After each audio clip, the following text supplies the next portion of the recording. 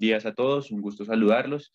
Mi nombre es Carlos Rojas y bueno, vamos a trabajar esta sesión de ¿para qué te sirve Scopus? El objetivo de esta sesión es poder ver las características esenciales y principales de este recurso de investigación y vamos a ver cómo este puede apoyarnos en diferentes etapas del ciclo a través de dichas características. Entonces, la idea de este espacio es que tengamos más o menos 1 hora 40, 1 hora y 45 de ponencia y los últimos 15 minutos sean utilizados para resolver las preguntas en particular que surjan a partir de lo que se expone o preguntas puntuales que ustedes tengan respecto a la plataforma y que quisieran resolver en este espacio. ¿Listo? Entonces, vamos a iniciar con nuestra reunión hablando un poquito de nuestros acuerdos muy sencillos, muy básicos que tenemos para esta reunión. El primero es tener en cuenta que quienes estamos dentro de la reunión, es decir, quienes no estamos en el lobby, como lo hablábamos, tenemos acceso aquí al chat, que es para que los anfitriones, estamos organizando esta reunión, les compartamos enlaces o links. Listo, ahí se les va a compartir información. Allí ustedes no plantean sus preguntas. Ustedes en el apartado de Q&A, Questions and Answers, van a compartir sus inquietudes y sus preguntas que vayan surgiendo y que son las que se van a resolver sobre el final. Entonces es importante que identifiquemos estos dos puntos dentro de la estructura de nuestra reunión de Zoom, porque allí se van a compartir a lo largo de la sesión una serie de enlaces que pueden ser de su completo interés y pues por otra parte tenemos el Questions and Answers, que es para que ustedes puedan compartir sus preguntas. Más o menos esto ustedes lo visualizan en la parte inferior de sus pantallas de Zoom. Bien, ¿qué otro acuerdo tenemos presente? Para compartir las preguntas por medio de Questions and Answers, como lo mencionábamos hace un rato. El paso a paso para descargar el certificado se les va a enviar a un correo que ustedes van a compartir en una encuesta que se va a compartir en algún punto de la reunión. Listo, entonces quien esté interesado en recibir un certificado de asistencia, pues se le va a compartir un link, esto pues en algún momento de la reunión, para que diligencie sus datos y se le pueda enviar allí un instructivo para que descargue un certificado. Es importante aclarar que nosotros no enviamos certificados, sino que enviamos es instructivos para que quien esté interesado siga ese proceso que se propone allí y descargue una constancia de asistencia, no de conocimiento, sino de asistencia. Y el último acuerdo es que la grabación de este encuentro que acabamos de iniciar hace un par de minutos la encontrará en el hub donde hiciste el registro. Entonces, en donde hicimos el registro para esta reunión, el mismo link que se comparte en el grupo en Facebook, el mismo link que encuentran en nuestras otras redes sociales, en ese mismo espacio van a encontrar las grabaciones de todos estos Elsevier Live que hemos tenido desde febrero hasta hoy y pues de aquí en adelante. ¿Listo? Entonces, todas las grabaciones de Elsevier Live van a quedar en el hub, es decir, en el link donde ustedes hacen el registro o donde se conectan a esta reunión. Allí van a buscar un apartado que se llama Past Events, eventos pasados, y allí van a encontrar por mes organizadas las grabaciones de cada uno de los encuentros que hemos tenido. Ya hemos tenido uno de Mendeley, uno de Science Direct, otro de cómo el Elsevier impacta el ciclo de investigación a través de sus diferentes plataformas. Entonces, pues allí van a encontrar toda esta información y pues las sesiones que vienen que también las podíamos encontrar en la cortinilla que teníamos de preámbulo para esta reunión. ¿Listo? Entonces, esto en cuanto a nuestros acuerdos.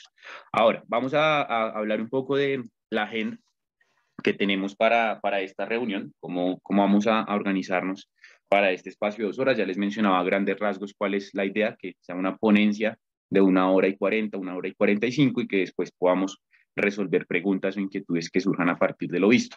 Entonces, ¿cómo está organizada la agenda? La agenda propone en primera medida definir Scopus, conocer qué es Scopus, cuáles son las características más importantes de este recurso de investigación.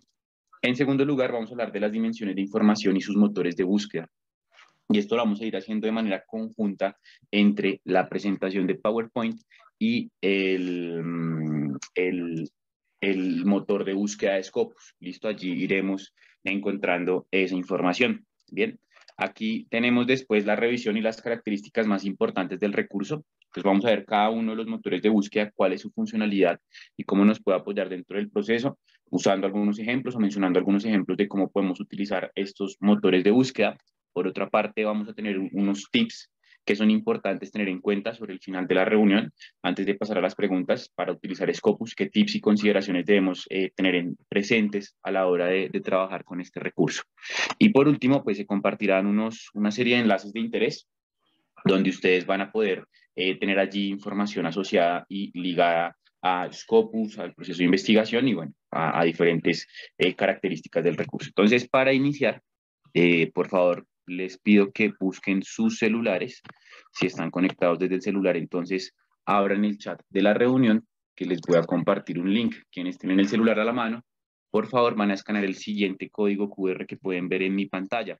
Quien está conectado desde un celular, por favor, abra el chat, que en un momento le voy a compartir un link. En este link, ustedes van a definir qué es Scopus o para qué sirve Scopus. ¿Listo? Entonces, les voy a compartir aquí el link a través del chat. Copiar link, presentar, perfecto. Y acá está el link a través del chat de la reunión. Les voy a colocar aquí el link para que por favor ingresen al mismo y nos cuenten para qué sirve Scopus desde su perspectiva, desde su conocimiento previo, para qué sirve Scopus, que han identificado de Scopus de acuerdo a ese conocimiento que tienen, que es el objetivo de esta sesión, ¿no? Lograr definir e identificar para qué nos va a servir Scopus. Entonces recuerde, si usted tiene el celular a la mano, por favor escanee el código QR, si no tiene su celular a la mano, abra el chat, ahí se le compartió el link a través del cual debe definir qué es Scopus. ¿Listo? Entonces, allí ya está el link. Por favor, Erika, abre el chat de la reunión, ya que allí se ha compartido el link.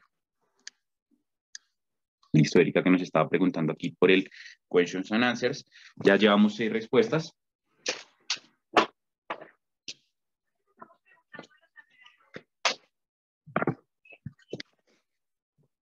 Listo, recuerden, en el link de la reunión lo vamos a encontrar.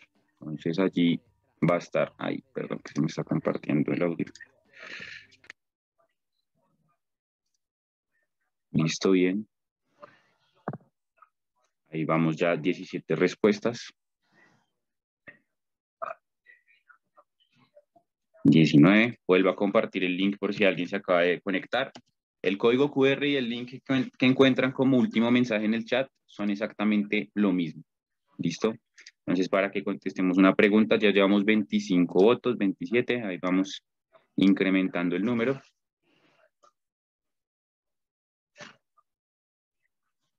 Listo, bueno, hemos llegado a 30, que es casi que equivalente al 50% de los participantes. Entonces, les voy a compartir acá lo que ustedes han colocado. Entonces, tenemos 35 respuestas.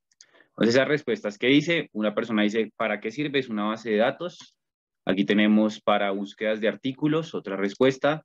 Para alcanzar mayor visibilidad científica, nos ha colocado alguien más. Es un buscador, pero nunca lo he usado, nos coloca alguien, perfecto. Esta sesión, pues vamos a ver y vas a aprender las características de la plataforma. Es una base de datos referencial, también nos comparte alguien. Es una base de datos y repositorio con publicaciones peer-reviewed, entonces, perfecto. Analizar información referencial, métricas de citación. Interesante esta respuesta. Una base de datos, me imagino que es en portugués. Tenemos para buscar autores de publicaciones, alguien la ha utilizado para esto, buscar artículos sobre un tema de interés en revistas de alto impacto. Ahí vamos colocando más información para encontrar, consultar publicaciones científicas. Aquí tenemos, es un índice para localizar revistas. Entonces vamos hablando de diferentes puntos. Fíjense que cada uno de ustedes tiene una perspectiva diferente de Scopus. La idea es que podamos ver el panorama completo de cómo nos va a ayudar Scopus, ¿sí? La mayoría de las respuestas aquí, por no decir que todas las que hemos visto son respuestas válidas, para todos estos puntos nos va a servir Scopus. Son puntos diferentes que ustedes han ido compartiendo y que cada uno, de acuerdo a su experiencia y a su necesidad, va dándole un uso con estas características a la plataforma. Realizar métricas en función de un tema de búsqueda, también nos ha compartido alguien. Análisis y visualización de la investigación, otra persona nos ha colocado esta información. Entiendo que es una herramienta que permite búsqueda de artículos científicos. Listo, vamos a verlo más adelante. Base de datos bibliográfica de múltiples áreas del conocimiento. Aquí tenemos para sacar métricas de las publicaciones. Hemos hablado mucho de métricas dentro de esta definición que ustedes han colocado, que es Scopus, para saber qué se ha escrito en algún tema y quiénes son los autores que escriben en las revistas top de Scopus. Motor de búsqueda de Elsevier. Scopus es una herramienta que permite hacer una revisión bibliográfica y búsqueda de información científica de interés que puede servir como lineamiento para futuros proyectos de investigación. Aquí tenemos esa respuesta. Es una base de datos de documentos de investigación científica. Bueno, aquí ya hemos visto más o menos la mitad de las respuestas que ustedes han colocado. Listo, les agradezco muchísimo su participación. Y ya tenemos una perspectiva general de lo que es Scopus, ¿no? Entonces, tal vez ustedes ya empiezan a ver, hay personas que la utilizan para esto, yo lo utilizo para esta otra cosa, y vamos identificando cómo podemos apoyarnos en esta plataforma dentro del proceso de investigación. Ahora, vamos a ver una definición propuesta por nosotros y vamos a ver cómo también se asocia a toda esta terminología que ustedes nos han compartido. Entonces, ¿qué es Scopus? Scopus es una base de datos referencial. Esa es la primera característica respecto a Scopus. Es la mayor base de datos referencial que existe a nivel global. Alguien usó este término tal cual como lo estamos colocando aquí en pantalla. Entonces hablamos de una fuente de información de referencias. ¿Por qué hablamos de una fuente de información de referencias? Y con esto también aclaramos un poquito a aquellas personas que han colocado que es una fuente de información para llegar a documentos o para llegar a artículos. Creo que utilizaron un par de personas esta definición o este punto de para qué nos sirve. Entonces hablamos de una base de datos de referencias. ¿Por qué es una base de datos referencial? Porque Scopus no es el dueño del contenido que se encuentra allí. Scopus contiene información que ha sido publicada por más de 7.000 editoriales a nivel global. Entonces, Scopus no es una revista, tampoco es una base de datos tradicional donde encuentro la información en particular que publican las revistas o libros de una editorial, sino que es una base de datos 100% referencial. Entonces, en lo que tiene que ver con su contenido, hablamos de una fuente que siempre me va a brindar los resúmenes de los documentos. Esto es una fuente de información referencial. Pero además de ser referencial, tiene la capacidad de cuantificar las citas y allí se empieza a asociar también con lo que ustedes nos han compartido en para qué sirve Scopus.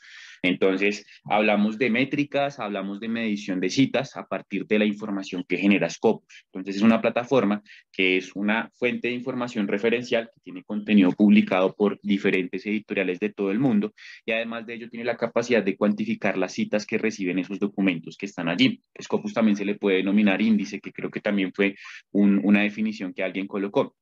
Entonces, este índice o esta base de datos de investigación referencial tiene la capacidad de cuantificar las citas y a partir de esta cuantificación de citas va a empezar a generar una serie de métricas citacionales, justamente, ¿no? La cita es un indicador que nos permite conocer en términos generales qué tanto se está utilizando determinado contenido para generar nuevos conocimientos. Ya hay que ir más al detalle y validar el tipo de cita, qué es lo que se está citando y demás, pero en términos generales el objetivo de poder medir las citas es validar si el contenido que estoy consultando está siendo reutilizado para generar nuevo conocimiento.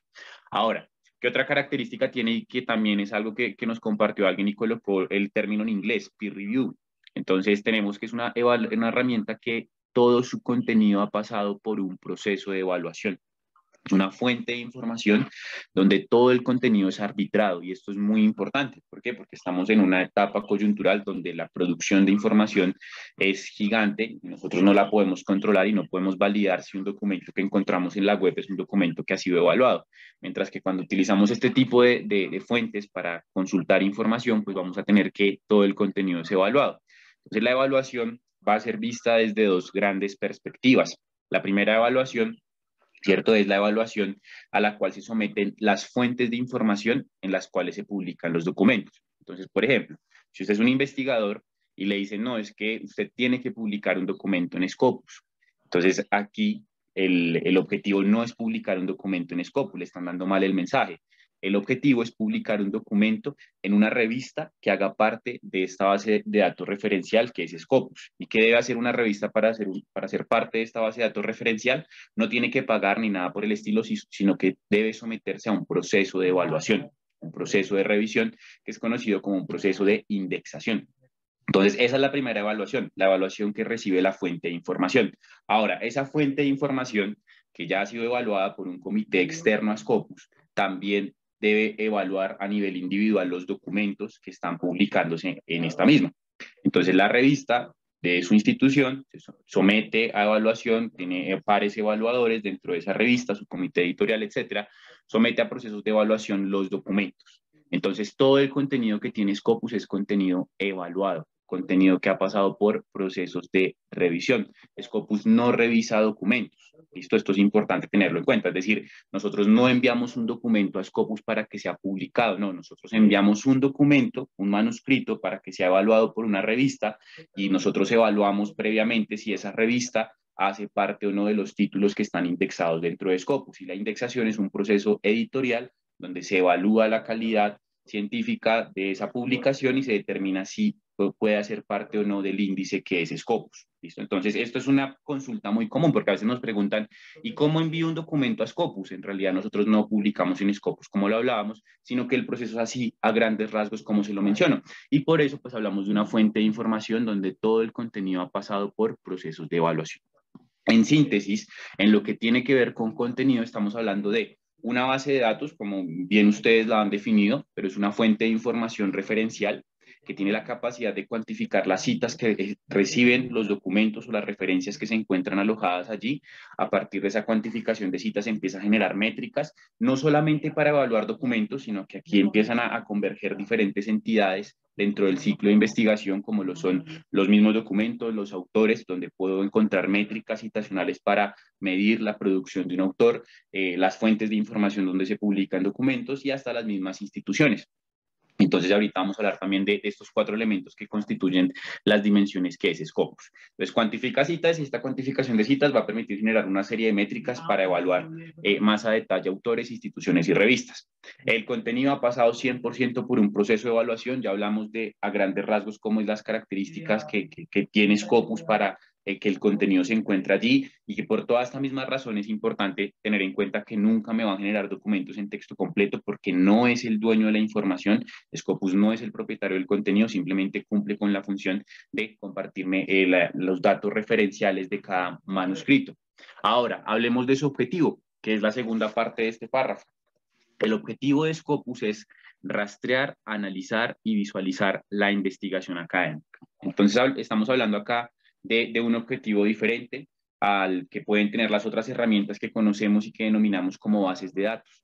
Entonces, es una fuente de información que hace un rastreo a partir de ese contenido que tiene, porque no es un contenido único, es decir, de una sola editorial o de una sola revista, sino en un contenido muy diverso, a través del cual nosotros podemos hacer un rastreo de referencias que, ejemplo, nos puede ayudar a construir el estado del arte de nuestro tema de interés de una forma más sencilla, porque con un solo motor de búsqueda estamos recuperando información de múltiples fuentes. Por otra parte, hablamos del análisis de la información. Scopus es una plataforma que ustedes utilizaron mucho este término dentro de este ejercicio que hicimos para definir Scopus.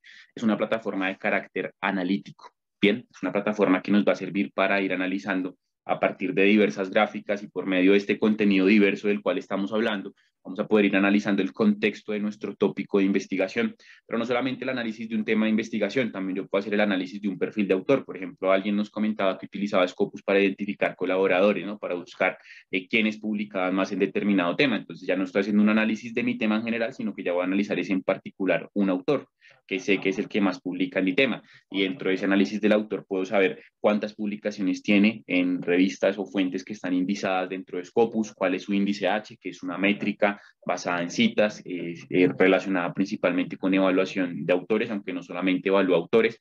Entonces ya vamos viendo que tiene un carácter analítico. Esto es una plataforma que tiene un carácter analítico y esto es fundamental que lo tengamos en cuenta dentro de nuestro proceso de investigación. Y la visualización, ¿no? Entonces alguien también muy apropiadamente utilizaba el término que la visibilidad, ¿no? Cómo aporta Scopus a la visibilidad de un autor, de una institución, a partir de las publicaciones que se encuentran allí, a partir de este índice de investigación, ya que en Scopus no solamente buscamos documentos o referencias de documentos, sino que tenemos la posibilidad también de buscar autores, de buscar fuentes de información, de buscar instituciones y conocer la publicación de una institución, de un autor y demás, sin ningún problema. Entonces, esto en cuanto a lo que tiene que ver con lo que es Scopus. Entonces, este párrafo lo dividimos en 2 grandes puntos: características del contenido. La primera parte, después del punto seguido, va el objetivo de la plataforma y la idea de esta sesión es verlo un poco a detalle, las características de la misma, para que ustedes puedan replicar en cierta medida de acuerdo a sus necesidades y a sus intereses. Es una plataforma que se centra en una evaluación y un análisis de productividad y citacional. Entonces, ¿por qué hablamos de producción? Entonces, porque Scopus tiene la capacidad de, al ser un índice global que tiene contenido publicado por múltiples fuentes, me puede indicar, ejemplo, cuál es el autor que más publica en determinado tópico de investigación. Entonces, estoy midiendo la productividad a nivel general en mi tema, identificando cuál es el autor que más produce contenido, o la productividad vista por instituciones o por países. Esto me lo puede medir Scopus. Entonces, por eso hablamos de una evaluación de productividad que se puede hacer dentro de Scopus, o citacional ligado a todo esto que estamos hablando de los autores. ¿Listo? Entonces, Esto es lo que tiene que tener en cuenta respecto a las características de Scopus. Es una plataforma que también sirve mucho para la evaluación de este tipo, ¿no? Va ligado al análisis, ¿no? El análisis siempre va ligado a una evaluación y estos dos pues siempre enfocados a una toma de decisiones. Ese es el objetivo de Scopus. ¿Listo? Entonces, pues aquí vemos este punto respecto a lo que tiene Scopus. Entonces, índice referencial que tiene contenido de más de 7.000 editoriales y acá vamos a ver estos diversos puntos que convergen allí. Ahora, entonces vamos a hablar un poquito de las dimensiones de Scopus. ¿Listo? Entonces, Scopus es una plataforma que, como lo veíamos, es una base de datos diferente, es una fuente de información que tiene unas características con su contenido completamente diferentes y vamos a ir hablando de cada una de sus dimensiones. Para ello, vamos a iniciar con la dimensión de las referencias, que Scopus la denomina documentos. Entonces vamos a ir allí a esta dimensión, ya vamos a ir a la plataforma y es acá donde les comentaba al inicio de la reunión que vamos a ir trabajando de manera conjunta con el PowerPoint y la plataforma de Scopus. Entonces, estamos en la interfaz de Scopus. Antes de empezar a hablar de las dimensiones que tiene la plataforma, algo muy importante que todos debemos tener en cuenta es un proceso 100% individual que cada uno de nosotros debe aplicar y es conocer el acceso por medio de nuestra institución. Este icono del extremo superior derecho me está indicando que yo estoy accediendo como un agente de Elsevier a través de Science Direct y Scopus, que uso las plataformas de Science Direct y Scopus y por esa razón tengo acceso a mi plataforma de Scopus. Cuando ustedes acceden a Scopus les debe aparecer este icono de institución y acá debe estar el nombre de su institución, centro de investigación, universidad, etcétera. Van a encontrar esa información. ¿Listo? Entonces, esto en cuanto a lo que tiene que ver con el acceso a Scopus. Si no me aparece el icono de institución, ¿qué tengo que hacer? Debo contactar a la dependencia de investigación o a la biblioteca de mi institución. Esto es algo netamente individual que cada uno de nosotros debe hacer. Bien, entonces, como tenemos personas conectadas de diferentes instituciones, cada uno de nosotros debe tener claro cómo es el proceso de acceso. Normalmente ese proceso de acceso, no siempre, pero en una gran cantidad de casos, el proceso de acceso a Scopus siempre se va a dar a través del portal de la biblioteca. Entonces, entramos al portal de la biblioteca, después de entrar al portal de la biblioteca, buscamos las fuentes de información que pueden estar organizadas como recursos bibliográficos, recursos digitales, bueno, cada institución lo organiza diferente y allí van a estar enlistadas las bases de datos a las cuales ustedes tienen acceso. Entonces, a grandes rasgos, ese es el proceso que tienen que seguir, donde puede ser diferente su institución, entonces es importante que cada uno de ustedes lo tenga claro, ¿no? Tenga claro cómo es ese proceso de acceso a Scopus y la mejor manera de identificar que estamos teniendo el acceso correcto es por medio de este icono de institución que nos permite reconocer la institución como tal, que en este caso mi institución es Elsevier. Bien, entonces esto en cuanto al acceso, que es un proceso individual que ejecutamos cada uno de nosotros. Ahora, aquí fíjense que al costado derecho de mi icono de institución también tengo las iniciales de mi nombre. Aquí está mi cuenta. Entonces, esta cuenta es una cuenta que puedo crear dentro de la plataforma de Scopus. ¿Cuál es el consejo con estas cuentas? Que las creen con sus correos institucionales. Las cuentas dentro de Scopus en algunos casos nos pueden dar el acceso, esto depende de su institución, como se los mencionaba hace un rato, y en otros casos simplemente nos va a servir la cuenta para guardar búsquedas, para generar alertas, para guardar listas. Entonces, una cuenta de carácter administrativo. Bien, entonces esta cuenta la creamos nosotros con nuestro correo electrónico, preferiblemente el correo institucional, y asignando una contraseña. ¿Listo? Esto lo generamos nosotros mismos. En el extremo superior derecho, donde en mi pantalla aparecen las iniciales de mi nombre, nos van a aparecer dos botones de color azul que dicen iniciar sesión o crear cuentas. ¿Listo? Entonces esto es importante que lo tengamos en cuenta. Como les digo, en algunos casos puede que esta cuenta nos dé el acceso a Scopus, en otros casos puede que no, esto ya depende de su institución y del mismo modo, esta cuenta me permite administrar la información, guardando búsquedas, generando alertas y guardando listas. Las listas no solamente es para referencias o para documentos, sino que las listas también se pueden utilizar con autores y con fuentes de información. Entonces, ahora ya teniendo en cuenta lo anterior, vamos a avanzar un poco hablando de las dimensiones. Entonces, en nuestra presentación vamos a trabajar en primer lugar con las referencias, pero veamos las 4 dimensiones que vamos a tener en consideración en este espacio. La primera está situada, digamos que si vamos de arriba a abajo en el orden de la pantalla, la primera sería fuentes. pero no vamos a arrancar por esta, sources. Esta dimensión de fuentes que la vamos a utilizar sobre el final es la dimensión para buscar los títulos que están o han estado indizados dentro de Scopus. ¿Listo? Entonces este motor de búsqueda, si yo doy clic acá, me va a llevar directamente a las fuentes de información. Ahora, la segunda dimensión, que es por la cual vamos a iniciar, se denominan documentos. Pero recordemos que estamos hablando de una base de datos referencial, entonces por eso la hemos denominado en esta presentación referencias, ¿no? Que pues es la referencia de un documento, por lo que Scopus lo denomina documentos. Entonces, segunda dimensión, documentos. Tercera dimensión, autores de los documentos, y la cuarta dimensión que tenemos acá es la de las instituciones. Entonces, estas dimensiones en sí son motores de búsqueda. Aquí yo puedo colocar el apellido y el nombre de un autor para validar cuáles son las publicaciones que tiene este dentro de Scopus. Aquí puedo colocar el nombre de cualquier institución, centro de investigación, universidad, clínica, hospital, que tenga publicaciones, y allí puedo ver cuál es el total de sus publicaciones. Entonces, esas son las 4 dimensiones que tiene Scopus. Vamos a iniciar por la dimensión de los documentos o las referencias, como lo hemos denominado en la presentación, que esta es la dimensión que trae Scopus por defecto. Entonces, apenas ustedes ingresan a Scopus desde su institución, lo primero que les va a mostrar es una pantalla tal cual como esta, en la cual vamos a encontrarnos con un motor de búsqueda enfocado en documentos. Este motor de búsqueda de una vez me sugiere dónde va a buscar los términos que nosotros coloquemos en el campo. Entonces me dice, mira, si tú colocas aquí un término, ese término Scopus lo va a buscar en los siguientes campos de las referencias o de los documentos que se encuentran allí. Entonces lo va a buscar en el título, resumen y palabras clave.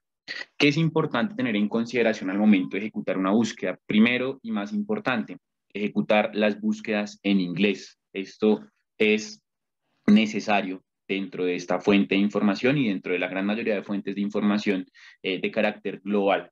¿Por qué? Porque el contenido se publica en diferentes idiomas a nivel original del documento que tiene Scopus, pero siempre la referencia va a estar en inglés. Entonces, si yo quiero llegar al 100% del contenido que hay en X o Y temática, es imperativo ejecutar la búsqueda en inglés. Si yo inicio haciendo la búsqueda en un idioma diferente al inglés, ejemplo en castellano, entonces el resultado puede que me aparezca, puede que tenga algún número de documentos, pero no es el mismo, y por tal motivo pues estaría iniciando, sesgando mi búsqueda. Entonces esto es fundamental y necesario siempre, ejecutar las búsquedas en inglés. Bien, entonces este motor de búsqueda tiene algunas características importantes, como por ejemplo el uso de operadores booleanos. Entonces aquí van a poder utilizar operadores booleanos para construir sus estrategias de búsqueda. Recordemos que los 3 operadores booleanos son AND, OR y NOT. Entonces ustedes pueden o colocar términos generales, ¿listo? O pueden colocar ya estrategias de búsqueda constituidas o generadas en operadores booleanos, ¿no? Ecuaciones completas, ¿listo? Ustedes pueden irlo trabajando. Entonces, del mismo modo, debemos tener en cuenta el uso de las comillas para cuando, ay, me abrió aquí otra pestaña, para cuando estemos trabajando con los documentos. Entonces, por ejemplo, aquí abro comillas y coloco el término. Entonces, Sustainable Development Goals. Es Objetivos del Desarrollo Sostenible.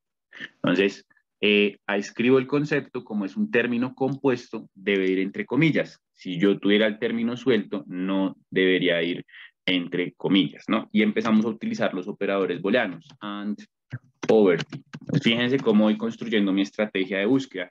¿Qué puntos son claves? Ya los veníamos mencionando algunos. Uso de comillas para términos compuestos. Objetivos del desarrollo sostenible es un solo concepto, pero en realidad son 3 palabras. Entonces, ese tipo de términos deben ir entre comillas. Poverty o pobreza, pues es una sola palabra, por tal razón no requiere el uso de comillas porque es un solo concepto. Del mismo modo, los operadores booleanos, and, or y not. Los operadores booleanos siempre, y esto es necesario siempre, colocarlos en mayúsculas sostenidas. ¿Para qué? Para que la base de datos tome esto como conector de términos y no como un término más. Entonces siempre es necesario utilizar los operadores en mayúscula sostenida, y esto pues también en la gran mayoría de recursos que conocemos como bases de datos. Entonces empezamos a generar nuestras estrategias de búsqueda para llegar a referencias. Nuestra estrategia es muy sencilla, ya hemos aplicado algunos puntos clave que debemos tener en consideración. Entonces, ejecuto mi búsqueda tengo mis términos, tengo mi resultado, y aquí Scopus me está diciendo dónde está buscando, ¿no? Porque en ese campo, donde me aparecía título, resumen y palabras clave, yo puedo variar en qué campo quiero buscar la información. Entonces, qué es necesario en Scopus y más cuando nosotros estamos iniciando? Es importante y es fundamental comprender la estructura de esta hoja de resultados. Siempre se va a organizar de la misma manera. No importa que mi búsqueda sea de un tópico diferente a este que hemos planteado. No importa que mi búsqueda tenga un número mayor o menor de resultados a este. Siempre la estructura de información va a ser exactamente la misma y se vuelve necesario comprender esta estructura porque en muchas ocasiones vamos a llegar a unos resultados de este tipo. Entonces, vamos a hablar un poquito de la estructura de la hoja de resultados. Sobre el costado izquierdo nos vamos a encontrar en primer lugar, abajo de la ecuación, las opciones personalizadas. Estas opciones personalizadas van a estar 100% asociadas a esta cuenta, ¿no? Hablábamos de la cuenta como una herramienta complementaria a Scopus para administrar la información. Entonces, por ejemplo, yo quiero guardar esta búsqueda de una vez. Entonces, ¿qué voy a hacer? Voy a dar clic en este disquete de guardar y automáticamente me aparece esta opción para guardar mi búsqueda. Voy a dar clic acá en la X y le voy a dar un nombre que es Elsevier Live marzo 1. Aquí le doy el nombre a mi búsqueda y la guardo. Entonces, ¿qué estoy haciendo acá? Administrar el contenido. ¿Por qué? Porque en un tiempo esto no tiene caducidad de ningún tipo. Puede ser en 3 años. Yo puedo volver a consultar esta búsqueda que he guardado hoy, 1 de marzo del 2022. Entonces, la posibilidad de tener esta cuenta es esa, administrar el contenido. ¿Cómo la recupero? En 3 años, en 2 meses, en una semana, puedo dar clic en búsquedas guardadas. Por supuesto, debo haber iniciado sesión con la misma cuenta. Si yo guardé mi búsqueda con otra cuenta, pues por supuesto no me va a aparecer acá. Entonces, doy clic en búsquedas guardadas y allí automáticamente me va a redirigir a todas las búsquedas que he guardado a lo largo de mi historial, que si yo bajo por medio de todas estas búsquedas, me va a encontrar búsquedas que he guardado del 2020, del 2019, y esto quiere decir que no tiene ninguna caducidad. ¿Listo? Entonces aquí, por ejemplo, ya he guardado mi búsqueda 247. Entonces hay una gran capacidad de búsquedas a guardar. Si doy clic en el nombre que le di a la búsqueda, es decir, Elsevier Live, 1 de marzo, marzo primero, me va a llevar automáticamente de nuevo a la hoja de resultados. Esto aplicable en cualquier momento en el cual nosotros queramos salvar la información. Entonces, esto nos permite optimizar tiempos. ¿Por qué? Porque fíjense que cuando nosotros pues, vamos a hacer el ejercicio, clic sobre el nombre, búsquedas guardadas, cuando nosotros guardamos búsquedas, no solamente estamos guardando búsquedas, sino que estamos guardando estrategias completas, ¿no? Entonces, estamos guardando toda una estrategia de búsqueda completa que hasta puede contener filtros. Entonces estamos generando un pequeño repositorio o una biblioteca de ecuaciones de búsqueda.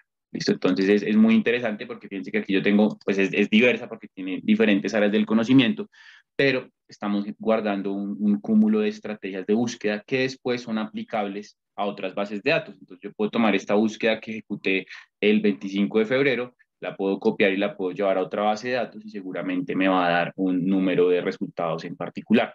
Entonces empezamos a administrar la información, por eso hablamos de una cuenta de carácter administrativo. Volvamos a la hoja de resultados. Listo. Entonces, el botón de guardar. El botón de programar alertas, set alert, va a estar 100% ligado a nuestra cuenta, como lo veníamos mencionando, y también a nuestra estrategia de búsqueda, al criterio de búsqueda que hemos utilizado en este momento, que ha sido de términos clave.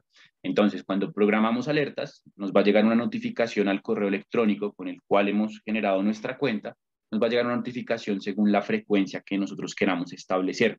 Entonces, doy clic en programar alertas y acá puedo programar una alerta basado en esta estrategia de búsqueda, es decir, no me va a llegar información que no es de este tema. Aquí está mi nombre en mi alerta, que va a ser el asunto, el correo que quiero que reciba la alerta, que va a ser el de mi cuenta personalizada, y la frecuencia con la cual quiero recibir esta alerta. Entonces, ¿qué es lo único que nos falta por administrar en la alerta? La hora en que nos llegue, porque yo puedo establecer frecuencia diaria, me va a llegar todos los días, puedo establecer una frecuencia semanal y para la frecuencia semanal también puedo escoger el día de la semana. Pues quiero que me llegue los martes, me trae por defecto el día del mes o la semana en el que estamos, entonces me trae por defecto martes, pero yo podría cambiarlo a cualquier otro día de la semana. Del mismo modo cuando escojo mensual, me trae por defecto el primero, porque estamos a primero, pero pues yo podría cambiarlo al 15, al 20, al 25, al número que quiera del mes, al día que quiera del mes. Y genero mis alertas. Entonces, ¿dónde la programo? En este botón que dice Set Alert, voy programando mi alerta. Entonces, el objetivo de este tipo de opciones personalizadas es optimización de tiempos, que nosotros cada vez optimicemos más tiempos dentro del ciclo de investigación. De nuevo, volvemos a nuestra cuenta personalizada y aquí está la opción de las alertas. Listo, entonces aquí tenemos el listado de alertas que hemos generado. Aquí también tengo pues muchísimas alertas, donde las alertas tienen dos opciones. Yo, por ejemplo, no quiero recibir más esta información, entonces tengo la posibilidad de, uno, inactivarla, dejarla desactiva por algún tiempo, hasta que yo determine activarla. Es importante aclararlo, no es que tenga algún periodo de gracia y después de un mes se active otra vez la alerta o algo por el estilo, no. Yo tengo aquí alertas que he creado en 2020, 2019, por ejemplo, estas de 2020, y la dejé inactiva y sigue estando inactiva a la fecha. Entonces, las alertas nosotros las podemos dejar inactivas el tiempo que queramos. Esto, por ejemplo, si nosotros nos vamos de vacaciones y tal vez no queremos recibir correos, pues las dejamos inactivas por algún tiempo. Ya si las queremos eliminar del todo, pues aquí está la canequita en la cual nosotros eliminamos nuestra alerta y ya no vamos a recibir ninguna información de nuevas referencias que haya respecto a nuestro tema de búsqueda. ¿Listo? Entonces, esto en cuanto a las alertas. Estas son las dos primeras opciones personalizadas que están al costado derecho. En un rato vamos a hablar de editar, del lápiz de editar, cuál es la funcionalidad de este lápiz. Continuemos navegando la página de resultados de búsqueda. Tenemos aquí al costado izquierdo lo que son los filtros para acotar o delimitar la información. Entonces los filtros son filtros muy diversos. Scopus tiene esa gran característica y es que cuando buscamos referencias tiene una serie de filtros muy diversos que nos van a permitir acotar la información de una manera muy rápida y sencilla. ¿Listo? Entonces vamos a encontrarnos aquí títulos en particular que nos van a permitir delimitar la información. Uno de esos filtros interesantes es, por ejemplo, el filtro del idioma. Entonces, si yo me voy al final de los filtros, sobre todo el costado izquierdo de la pantalla, me encuentro el idioma. Entonces, él me dice, mira, hay documentos publicados en español, en castellano, pero si te fijas, respecto a inglés, castellano es el segundo idioma, tiene 21 e inglés tiene 1697. Entonces, por esa razón que siempre hablamos de ejecutar las búsquedas en inglés, ¿sí? Entonces, esto es necesario siempre, ejecutar las búsquedas en inglés en Scopus. Yo las hago en castellano y me van a aparecer resultados, pero la cantidad de resultados no es igual y ya estamos sesgando nuestra búsqueda. Entonces, por tal razón es importante siempre ejecutar la búsqueda en inglés. Además, porque así el documento esté publicado en castellano o en cualquiera de estos idiomas, siempre va a traer su referencia, es decir, el título, el resumen del documento, siempre va a venir en inglés. ¿Para qué? Para que cuando alguien busque en inglés encuentre toda la información, lo que se ha publicado en coreano, en italiano, en griego, etcétera, lo que se ha publicado en cualquier idioma. Entonces, esto es imperativo y aquí podemos ver la diferencia entre buscar en inglés u otro idioma. Vamos a ver otros filtros interesantes, por ejemplo, el de los funding sponsors, organizaciones que están brindando apoyo en este tema. Y aquí hay un filtro que en lo particular me gusta bastante, principalmente para cuando estamos generando búsquedas, y es el filtro de palabras clave. Entonces, este filtro lo que hace es condensar las keywords, las palabras claves utilizadas por los autores de estos 1736 documentos. Entonces, condensa en un filtro todos los términos claves utilizados, todas las keywords que ellos han colocado en sus documentos y las condensa en un filtro. ¿Para qué me sirve ese filtro? Para identificar más palabras clave que le ayuden a mi ecuación de búsqueda. Entonces, por ejemplo, me encuentro el filtro. Los filtros ustedes normalmente los van a encontrar así, cerrados. No encuentran el filtro abierto. Lo encuentran cerrado. Cuando lo abren, les van a aparecer 5 términos. Van a dar clic en el botón que dice ver más. Le van a aparecer 10 términos, que son los 10 términos más concurrentes dentro de ese grupo de resultados. Damos clic en el botón que dice ver todos, que está aquí abajo de la 10ª palabra clave, y automáticamente me va a mostrar todas las palabras clave. El número en paréntesis que aparece paralelo al concepto es la cantidad de veces que se está repitiendo ese término en ese universo de resultados que tenemos, que es 1700 resultados. Entonces, por ejemplo, este término, Sustainable Development, se está repitiendo en 690 documentos de los 1700 que tengo como resultados de búsqueda. Entonces, esta es una palabra clave que viene siendo recurrente o concurrente dentro de el tópico que estoy buscando. Entonces, este filtro lo puedo utilizar, por supuesto, para delimitar, pero también lo puedo utilizar para identificar términos clave que me ayuden a constituir una mejor estrategia de búsqueda. Por ejemplo, yo voy a tomar este término clave que no lo utilicé, pero que es el más recurrente en mi tema, voy a copiarlo, clic derecho, copiar, voy a cerrar el filtro, recordemos que el filtro se abre en el botón que dice ver todos, y aquí voy a ir a la parte superior, al lápiz de editar. El lápiz de editar es volver a la página de búsqueda. Entonces doy clic en editar, damos un clic allí y nos redirige a la estrategia de búsqueda que habíamos constituido previamente. Entonces tenemos un posible sinónimo de los objetivos del desarrollo sostenible. Nuestro conector de sinónimos es el OR y abrimos comillas porque es un término compuesto, pegamos el término, cerramos comillas. Entonces vamos creando nuestra estrategia de búsqueda a partir de lo que nos va diciendo Scopus. Y esta es una invitación a no quedarse con el primer resultado. Bien, esto es fundamental dentro de Scopus. Y en general con las bases de datos o cuando estamos haciendo revisiones. Es fundamental no quedarse con el primer resultado, identificar estrategias para ampliar o disminuir, que para eso están los filtros, principalmente nuestros resultados de búsqueda. Entonces, a veces lo más fácil es limitar porque los filtros allí están propuestos por la plataforma, ¿no? Entonces, con los filtros yo establezco una delimitación por tiempo, por área del conocimiento y, bueno, según la diversidad de filtros que me ofrezca el recurso. Pero para abrir los resultados se vuelve en ocasiones un poco más complejo, ¿no? Y de ese no poder abrir resultados vienen frases como de este tema nadie publica o este tema nadie investiga o esta base de datos no me sirve.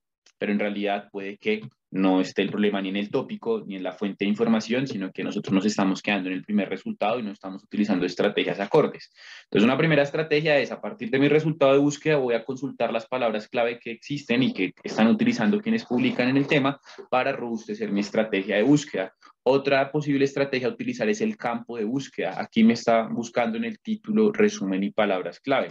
Yo puedo ampliar o cerrar la búsqueda aquí a través de las opciones que me dan, ¿no? De acuerdo a lo que coloque, porque no voy a tener términos clave y colocar aquí Affil City. Aquí tendría que colocar una ciudad, ¿no? Entonces debo establecer cuál es el criterio de búsqueda que quiero establecer. Si quiero ampliar los resultados, la mejor opción es buscar en todos los campos, que es la primera opción que se despliega en esta barra donde tenemos el campo de búsqueda. Listo, entonces son dos estrategias, ¿no? Identificar palabras clave aplicadas o utilizadas por quienes ya publican. Entonces vemos cómo Scopus nos ayuda no solamente a recuperar información, sino a su vez a generar estrategias de búsqueda, identificando conceptos claves ya aplicados por quienes están trabajando en el tópico. En segundo lugar, cambiar los campos de búsqueda, que esto lo hacemos aquí, desde donde quiero buscar, solamente en el campo de título, resumen o palabras clave, o por el contrario, quiero ampliar mi espectro de búsqueda, por así denominarlo, a todos los campos y pues obviamente allí la cantidad de resultados va a ser superior. Pues vamos identificando algunas estrategias clave que nos va permitiendo la misma plataforma. Ejecutamos la búsqueda aunque no hicimos el cambio y allí vamos a tener el número de resultados. Entonces fíjense cómo hemos ampliado nuestra búsqueda. Entonces la invitación es no quedarnos con el primer resultado cuando estamos empezando a utilizar este tipo de recursos, validar e identificar estrategias. Scopus tiene una gran ventaja y es ese filtro de términos clave, ¿no? Que no tienen todas las bases de datos. Condensa allí todas las palabras clave de las publicaciones que me aparecen como resultados. Y ahí ya hay un primer análisis, ¿no? Es un primer análisis. Fíjense que en Scopus el análisis es muy importante. Por supuesto, hay análisis en diferentes dimensiones, pero aquí ya hay un primer análisis que fue un análisis de términos clave, recurrencia o concurrencia de los conceptos para identificar cómo robustecer mi estrategia de búsqueda. Y sobre esta estrategia de búsqueda puedo volver a guardar o puedo generar una nueva alerta, ¿no? La idea es que usemos estas opciones personalizadas cuando estemos seguros de que lo que hemos construido ya es algo acorde, de acuerdo a nuestra necesidad y a lo que estamos trabajando. Entonces, ahora vamos a irnos al eje de la pantalla, la parte central, donde nos vamos a encontrar las referencias de los documentos. Estas referencias de los documentos, que en este caso son 1484, los podemos organizar a través de este botón que se llama Sort On. Podemos establecer el criterio de organización de nuestra información. Entonces ya tengo una serie de resultados a partir de mi búsqueda y voy a establecer el criterio de organización. Aquí despliego las opciones dando un clic y empezamos a identificar cómo puedo organizar mis documentos. Entonces, digamos que los filtros que me ofrece aquí para organizar o los criterios de organización de resultados son muy dicientes con su nombre, date newest, es decir, el más reciente, date oldest, el más antiguo, el más citado, el menos citado, a excepción de relevancia, ¿no? Relevancia a veces nos genera confusión. Entonces, la relevancia como criterio de organización es un criterio que está 100% asociado a la repetición de conceptos. El documento que más repita mis términos de búsqueda es el documento que va a aparecer en primer lugar cuando yo establezco una organización por relevancia. ¿Listo? Digamos que los otros criterios pues, son muy dicientes con su nombre, a excepción del relevancia. Entonces, es importante aclarar, porque también hemos identificado algunas confusiones al respecto, que la relevancia no tiene nada que ver con las citas. Aquí hay un criterio que se llama Cited by Highest. Entonces, esta es una opción propia para el documento más citado que pueda haber en este universo de resultados. Entonces, son dos criterios completamente diferentes en cuanto a la forma en la cual me organizan mis resultados de búsqueda. Ya nosotros vamos a establecer qué criterio queremos utilizar de acuerdo a nuestra necesidad, porque, por ejemplo, hay autores que dicen, no, es que yo quiero buscar el autor seminal del tema, quiero buscar un documento seminal de este tópico de investigación, lo primero que se ha publicado en este tema. Pues quiero validar que tiene Scopus respecto a este tópico. Entonces, ¿qué utilizo? Date oldest. ¿Por qué? Porque pues voy a revisar el primer documento que se ha publicado de acuerdo a este tópico y me aparece un documento del año 1984. Entonces, quiero buscar documentos seminales del tópico de investigación. O por el contrario, me interesa conocer cuáles son los documentos más citados del tema. Entonces, cited by highest, allí lo establezco y me coloca el primer documento el que ha recibido más citas dentro de este universo de información. Listo, entonces esto en cuanto a lo que tiene que ver con los criterios de organización de mis resultados. Siempre la estructura de las referencias o de los documentos va a ser la misma. Nos encontramos aquí el título del documento, los autores o el autor según sea el caso, el año de publicación, la fuente en la cual se ha publicado este documento con sus respectivos valores referenciales y la cantidad de citas que ha recibido el mismo. Si damos clic sobre el título del documento, vamos a dar clic sobre el mismo, nos va a redirigir a la información referencial. Y es por eso que en la presentación hemos denominado esta dimensión como referencias, referencias de documentos. Entonces, ¿qué nos encontramos acá? La información referencial, y fíjense que aquí esta información referencial va a estar asociada a las dimensiones de Scopus, de las cuales también hablamos hace un rato. Entonces, ¿qué es lo primero que me encuentro? La fuente, ¿no? El source, donde se publicó el documento en esta revista que tenemos acá, con su respectiva información referencial. La segunda dimensión, viendo la pantalla en orden, la pantalla de inicio de Scopus, de arriba abajo, sería la de los documentos. Entonces, la segunda dimensión aquí trae el título del documento. La tercera dimensión es la de los autores. Aquí se encuentran los autores de esta publicación. Y la cuarta dimensión es las afiliaciones, que también la denominamos instituciones, donde nos encontramos aquí el listado de instituciones a las cuales pertenece cada autor. Fíjense que al lado del nombre del autor hay unas letras muy pequeñas, donde esas letras las vamos a asociar acá. Hacemos una asociación. Entonces, el autor A quiere decir que es de esta institución. La institución B quiere decir que este autor tiene doble institución. Eso no hay ningún problema que suceda. La institución C, este autor es el de esta institución, y la institución D, esta es la otra institución. Ahora, ustedes cuando hicimos el ejercicio del QR y el Mentimeter, utilizaron mucho la palabra métricas, ¿no? Cuando se les preguntó, bueno, ¿para qué sirve Scopus? Y entonces muchos utilizaron el término de métricas para hablar de esta herramienta. Y dentro de la definición también hablamos un poco de lo que eran las métricas al hacer referencia, que tenemos una base que tiene la capacidad de cuantificar las citas que reciben los documentos. Y ya lo veíamos que existe un criterio de organización propio que se llama Cited by Highest o Cited by Lowest para organizar mis resultados de búsqueda. Entonces aquí tenemos la cantidad de citas que ha recibido el documento. ¿Listo? Entonces aquí vamos viendo más características de lo que definíamos de Scopus. Entonces tenemos información referencial del documento, las citas que recibe ese documento, pero a partir de ese número de citas se empiezan a generar otra serie de métricas. ¿Listo? Métricas que nos van a servir para evaluar el documento, el impacto que tiene en su área del conocimiento y demás. Esto es un tópico de otra sesión, ya que esta es una sesión mucho más básica, pero fíjense cómo empezamos a identificar las métricas que tenemos acá, que esto bueno, va a tener un cambio en un futuro. Después tenemos el resumen del mismo, que es la información máxima en cuanto a contenido que va a desplegar a Scopus. Y volvamos a la definición de esta herramienta. Hablábamos de, es la mayor base de datos referencial, estamos hablando de una fuente de información 100% referencial, es decir, no de contenido, sino que contiene referencias de documentos que han sido publicados por 7.000 editoriales de todo el mundo. Entonces, Scopus no tiene derecho a reproducir contenido en texto completo.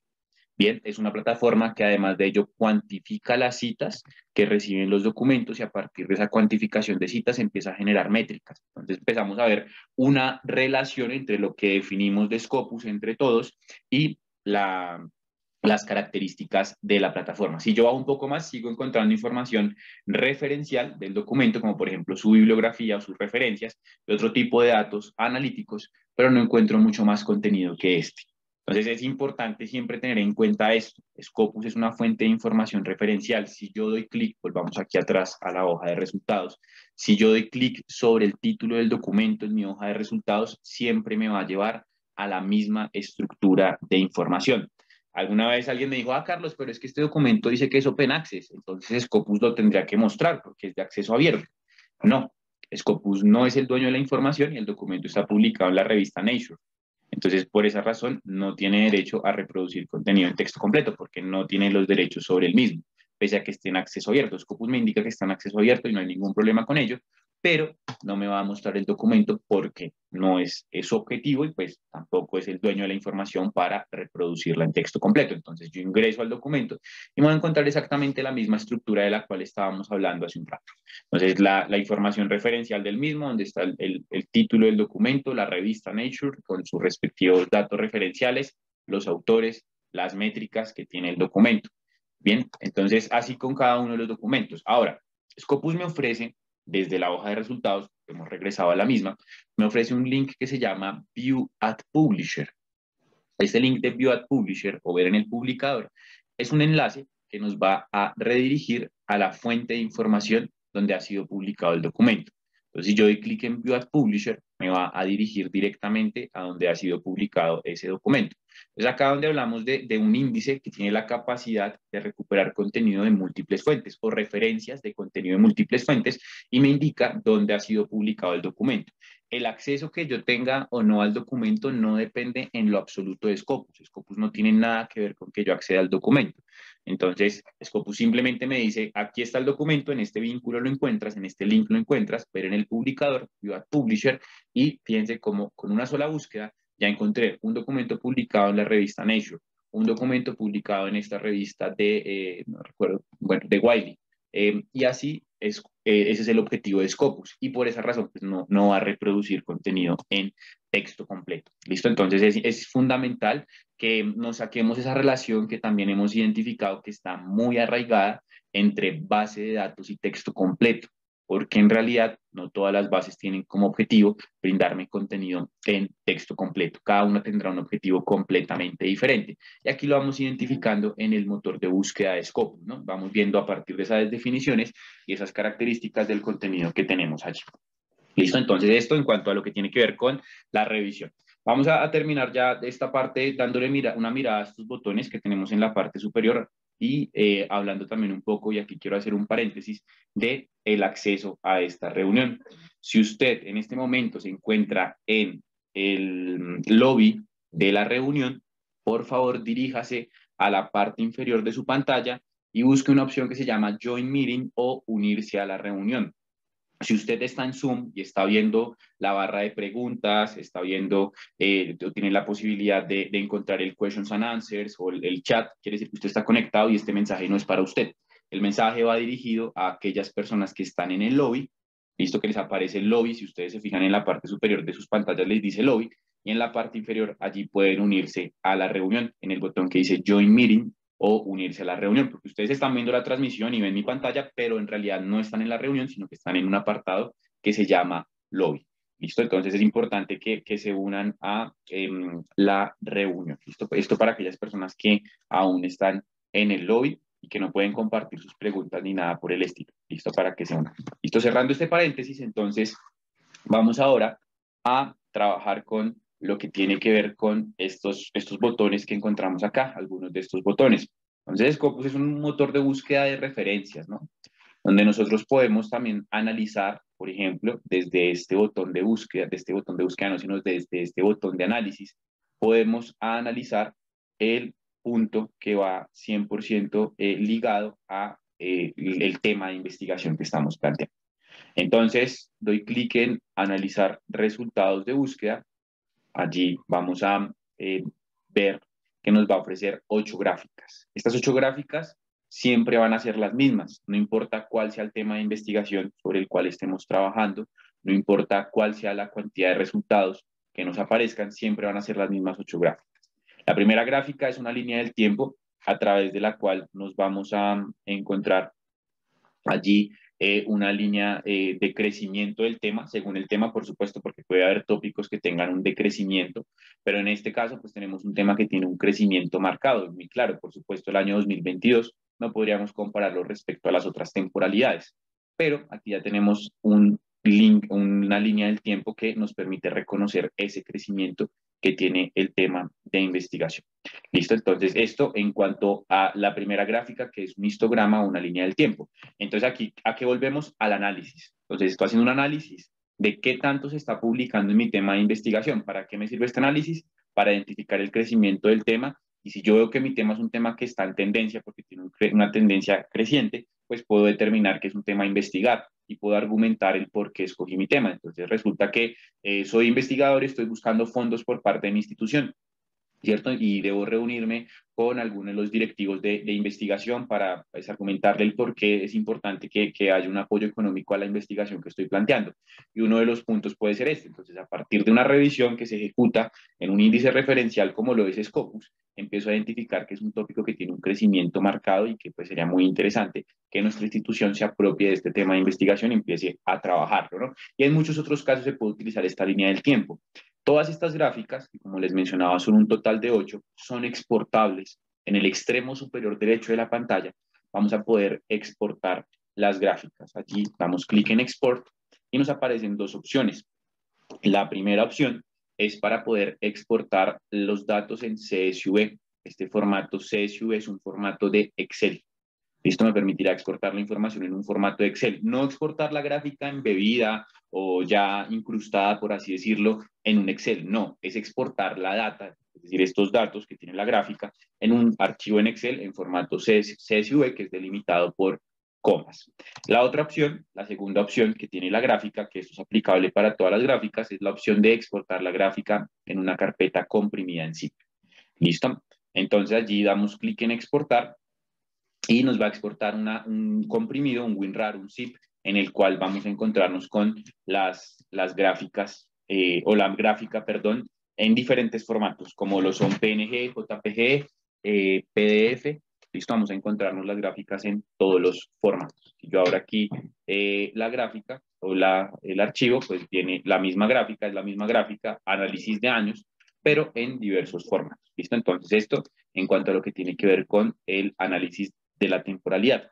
Después, y esto recuerdo muy bien la respuesta de alguno de ustedes cuando planteamos el ejercicio del QR al inicio de la sesión. Tengo la gráfica número 2, que es la gráfica de Document per Year by Source. Esta gráfica de documentos por año por fuente es una gráfica que nos permite reconocer cuáles son las fuentes de información en las cuales más se está publicando este tema. Entonces, por ejemplo, para un ejercicio de identificar dónde publicar, entonces alguien nos preguntaba por allí en el chat, ¿cómo hago para tener un ID de Scopus? El ID de Scopus debe ser creado directamente por Scopus cuando el autor publica un documento en una fuente que está indizada, que hace parte de este índice de investigación o de esta base de datos referencial, como lo hablábamos al principio de un proceso de evaluación. Entonces, ¿cómo hago para identificar qué revistas pues, están indizadas dentro de Scopus? La mejor fuente es Scopus, donde uno ejecuta una búsqueda basado en su tópico de investigación, sintetiza su tópico en una ecuación de búsqueda y puede recurrir a este análisis gráfico, donde tiene el listado de fuentes de información en las que más se está publicando o las que más se han publicado en su tema. Y aquí ya tiene un listado de posiblemente más de 20 títulos en los cuales puede publicar que son de su tema de investigación. Listo, entonces esto es importante tenerlo en cuenta, una gráfica que me ofrece el listado de fuentes que más publican. Al igual que con la gráfica del tiempo, tenemos la opción de exportar la misma, ya sea los datos en CSV, un archivo de Excel delimitado por comas, o en una carpeta comprimida en zip, que lo que hará es traer el mismo gráfico que que tenemos en pantalla, pero en diversos formatos que pues, son tal vez de los más tradicionales, PNG, JPG, PDF y SVG. Y así vamos a encontrarnos con otras 6 gráficas. Vamos a verlas por encima, documentos por autor. Entonces tengo la posibilidad de tener enlistados los autores que más están publicando en ese tópico de investigación que yo estoy abordando.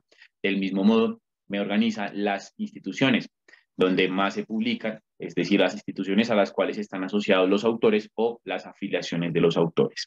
Por otra parte, tenemos la gráfica de los países, donde del mismo modo se enlistan los países de acuerdo a las instituciones. Hay que hacer una claridad que siempre la hacemos en este tipo de sesiones, y es que los países en Scopus no tienen absolutamente nada que ver con el pasaporte del investigador, por así decirlo. Los países y las nacionalidades se asocian a las instituciones. Entonces, el país que sus instituciones más publican es Estados Unidos. Puede que en Estados Unidos hayan autores de otras nacionalidades, pero se cuantifican como estadounidenses. ¿Listo? ¿Por qué? Porque en Scopus y en realidad la referencia del documento nunca está la nacionalidad de un autor. Entonces, cuando hablamos de nacionalidades y de países, estamos hablando de la nacionalidad de la institución y no de la nacionalidad del autor. ¿Listo? Entonces, eso es importante aclarar. Después tenemos los documentos según su tipología. Entonces, pueden haber capítulos de libro, artículos, donde esta también me marca una tendencia ya. En este tema de investigación, más de la mitad de las publicaciones que tiene Scopus son artículos, ¿no? Entonces ya empiezo a hacer un análisis donde me va mostrando esas tipologías documentales en las cuales se está publicando. ¿Listo? Entonces esto en cuanto a lo que tiene que ver con la gráfica de Document by Type. Los documentos por área del conocimiento, esto está asociado a las áreas del conocimiento de las fuentes de información. Listo, las fuentes de información, es decir, el source del cual hablábamos, en donde se ha publicado el documento. Aquí me sirve para conocer un poco esa multidisciplinaridad que puede llegar a tener mi tema de investigación, donde veo que no hay un predominio particular de acuerdo a mi tema de búsqueda, sino que en realidad está dividido en diferentes tópicos. Entonces, seguimos analizando. Fíjense que el análisis va tomando mucha fuerza dentro de este tipo de base de datos. Y por último, tengo la gráfica de Documents by Funding Sponsor.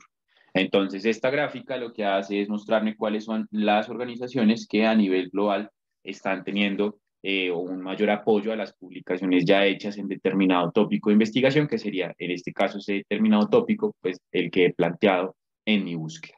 Entonces, este es un análisis que hace Scopus, donde ustedes pueden tener una panorámica más clara de su tema de investigación basado en ese contenido que tiene el índice. Ya hablamos de las características del contenido, entonces ustedes pueden identificar instituciones, países, crecimiento del tema, organizaciones que apoyan el tópico, del mismo modo tipologías documentales, diversidad disciplinar que pueda llegar a tener la temática de acuerdo a esa gráfica de disciplinas. Entonces vamos haciendo un análisis completo. Ese es el objetivo principal de Scopus, el análisis de información. ¿Sí? Entonces va teniendo mucho más sentido esta definición que hemos compartido y esas características que ustedes nos colocaron cuando preguntamos para qué sirve Scopus, ¿no? Cuando hicimos este ejercicio a través de este Mentimeter al principio de la reunión. ¿Listo? Entonces esto en cuanto a lo que tiene que ver con el motor de búsqueda de referencias. Ya para terminar, volvamos a la hoja de resultados dentro de Scopus. ¿Listo? Entonces, Scopus aquí ya me organiza los resultados de acuerdo a este criterio y también puedo exportar la información. ¿Cómo hago para que estas opciones se habiliten? Debo seleccionar los documentos que quiero exportar. Listo, voy a seleccionar los documentos. Pueden ser estos dos o pueden ser todos. Aquí tengo un límite de 2000. Es importante tenerlo en cuenta. Máximo se pueden exportar de a 2000 referencias. Si ya quiero exportar más de 2000, debo usar la API de Scopus. Y acá tengo la opción de exportar. Esta opción puede ser variable. Si ustedes, por ejemplo, exportan su información a Mendeley, aquí les aparece como opción Save to Mendeley o algo por el estilo. Pero lo que hacemos es dar clic en la flechita y allí automáticamente me muestra todas las opciones de exportación. Entonces, ejemplo, quiero hacer un análisis bibliométrico en Site. Entonces, puedo exportar la información en un formato que puede ser CSV o en un RIS o en un .bib si lo lee la herramienta, y allí voy a poder escoger la metadata a exportar, o en un BOSBI, o bueno, cualquiera de estas herramientas de análisis bibliométrico. Puedo exportar a Mendeley, ¿no? Que esta es una conexión que existe entre un recurso y otro. Entonces, puedo exportar directamente al gestor de referencias de Mendeley. RefWorks, que es otro gestor, también está aquí implantado como opción. El RIS, que es un formato referencial que puede ser aplicado o utilizado en otros gestores de referencia, además de Mendeley y RefWorks, como EndNote, Reference Manager, Zotero y demás. El CSV, que es un formato pues, delimitado por comas, delimitando valores por comas. El BIP, que es un formato para editor de texto de LaTeX, y el texto plano en HTML. Con Mendeley es con el único formato que se bloquean todos los metadatos, es decir, toma toda la metadata de los documentos que he escogido previamente en mi hoja de resultados y los puedo exportar directamente a Mendeley. También los puedo exportar en RIS, pero en RIS ya puedo escoger los datos. Entonces quiero hacer un análisis de concurrencia en términos indexados. Entonces solamente escojo este dato, index keywords, y exporto esa información y ya la puedo llevar a mi herramienta de análisis bibliométrico que quiera utilizar. Entonces, esto para las opciones de exportación. ¿Para qué me sirven estas opciones de exportación? Más allá de referenciar, me sirve para analizar usando datos de Scopus. ¿Esto qué quiere decir? Que yo no solamente analizo dentro de Scopus, sino que puedo utilizar la data de Scopus para hacer otro tipo de análisis, ¿no? Que ya son análisis mucho más avanzados y demás, que se pueden basar en información de Scopus, también las coautorías, bueno, etcétera, que se pueden hacer dentro de este tipo de herramientas, que pues no son nuestro tópico hoy. Entonces, esto en cuanto a estas opciones. Save to List también es muy interesante porque es individualizar la información. Entonces, individualizamos la información a partir de esos documentos que seleccionamos. Entonces, puedo seleccionarlos todos o puedo seleccionar algunos que considere pues, relevantes de acuerdo a algún criterio que uno mismo establece. Entonces, establecemos el criterio, seleccionamos los documentos y buscamos la opción de guardar en listas. Esta opción de guardar en listas es, hagan de cuenta cómo marcar como favoritos, ¿no? Entonces, estos documentos son favoritos para mí. Entonces, por ejemplo, aquí como favorito lo llamo el Elsevier Life, esta carpeta. Me quedo escrito al revés. Marzo 2. Marzo 1.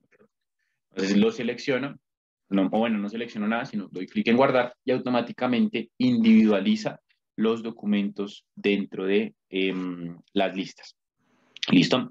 Entonces, a esto en cuanto a lo que tiene que ver con la opción de las listas. Entonces, a veces nos preguntan, ¿qué diferencia hay entre guardar listas y guardar búsquedas?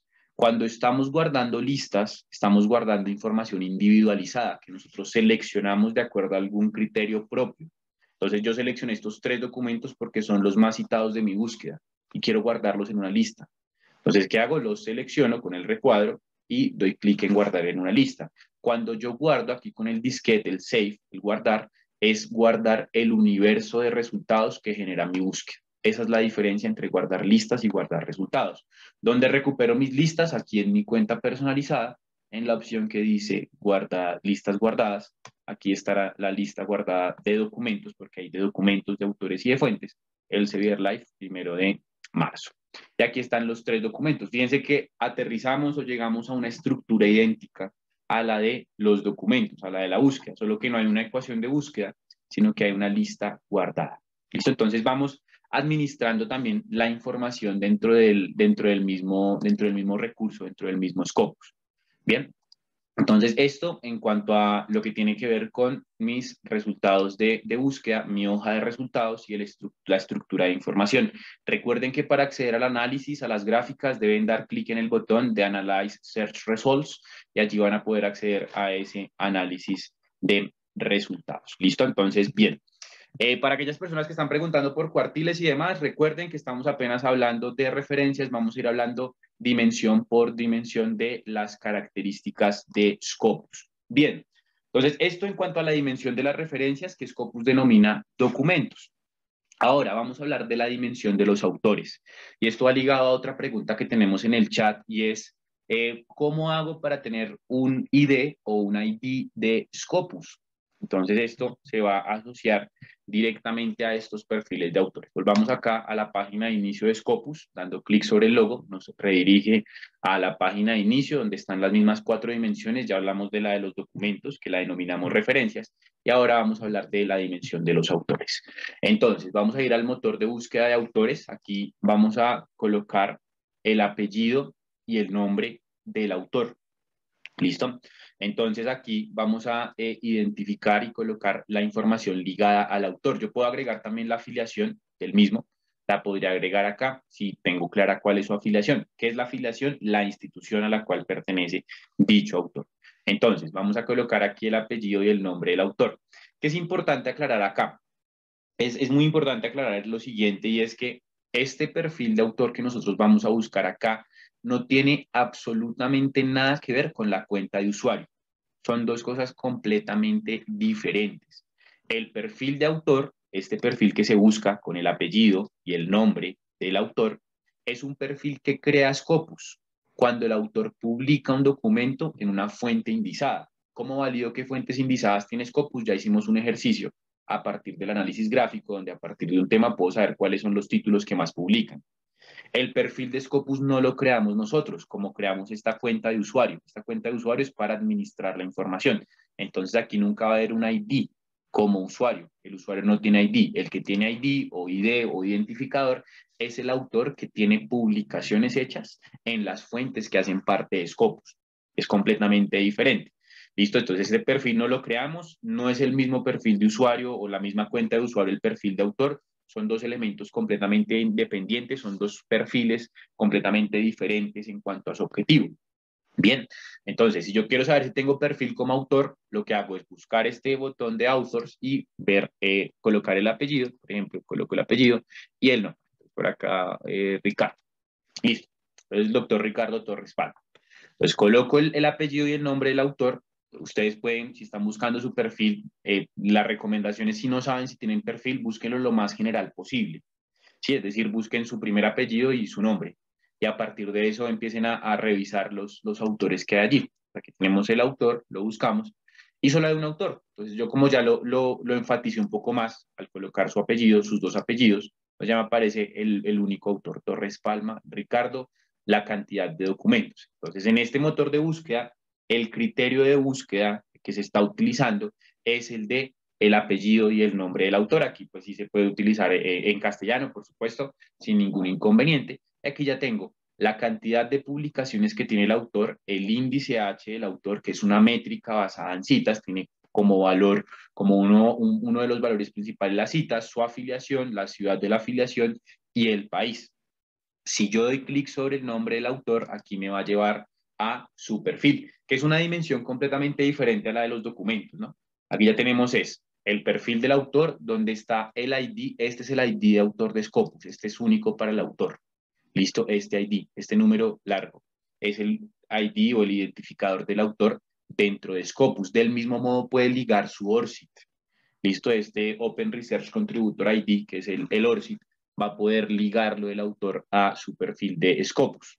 Listo, ligándolo, pues primero debe crear un perfil de ORCID, hacia grandes rasgos es el proceso, y aquí le aparece un botón que dice Connect to ORCID. Listo, entonces allí vamos a encontrar esta información que tiene que ver directamente con el perfil de autor de Scopus. Entonces, el identificador del autor, el Scopus ID, es completamente diferente al usuario que tenemos, la cuenta de usuario, la puede crear cualquiera. El identificador, el ID de Scopus, lo crea Scopus cuando el autor publica un documento en una fuente indizada.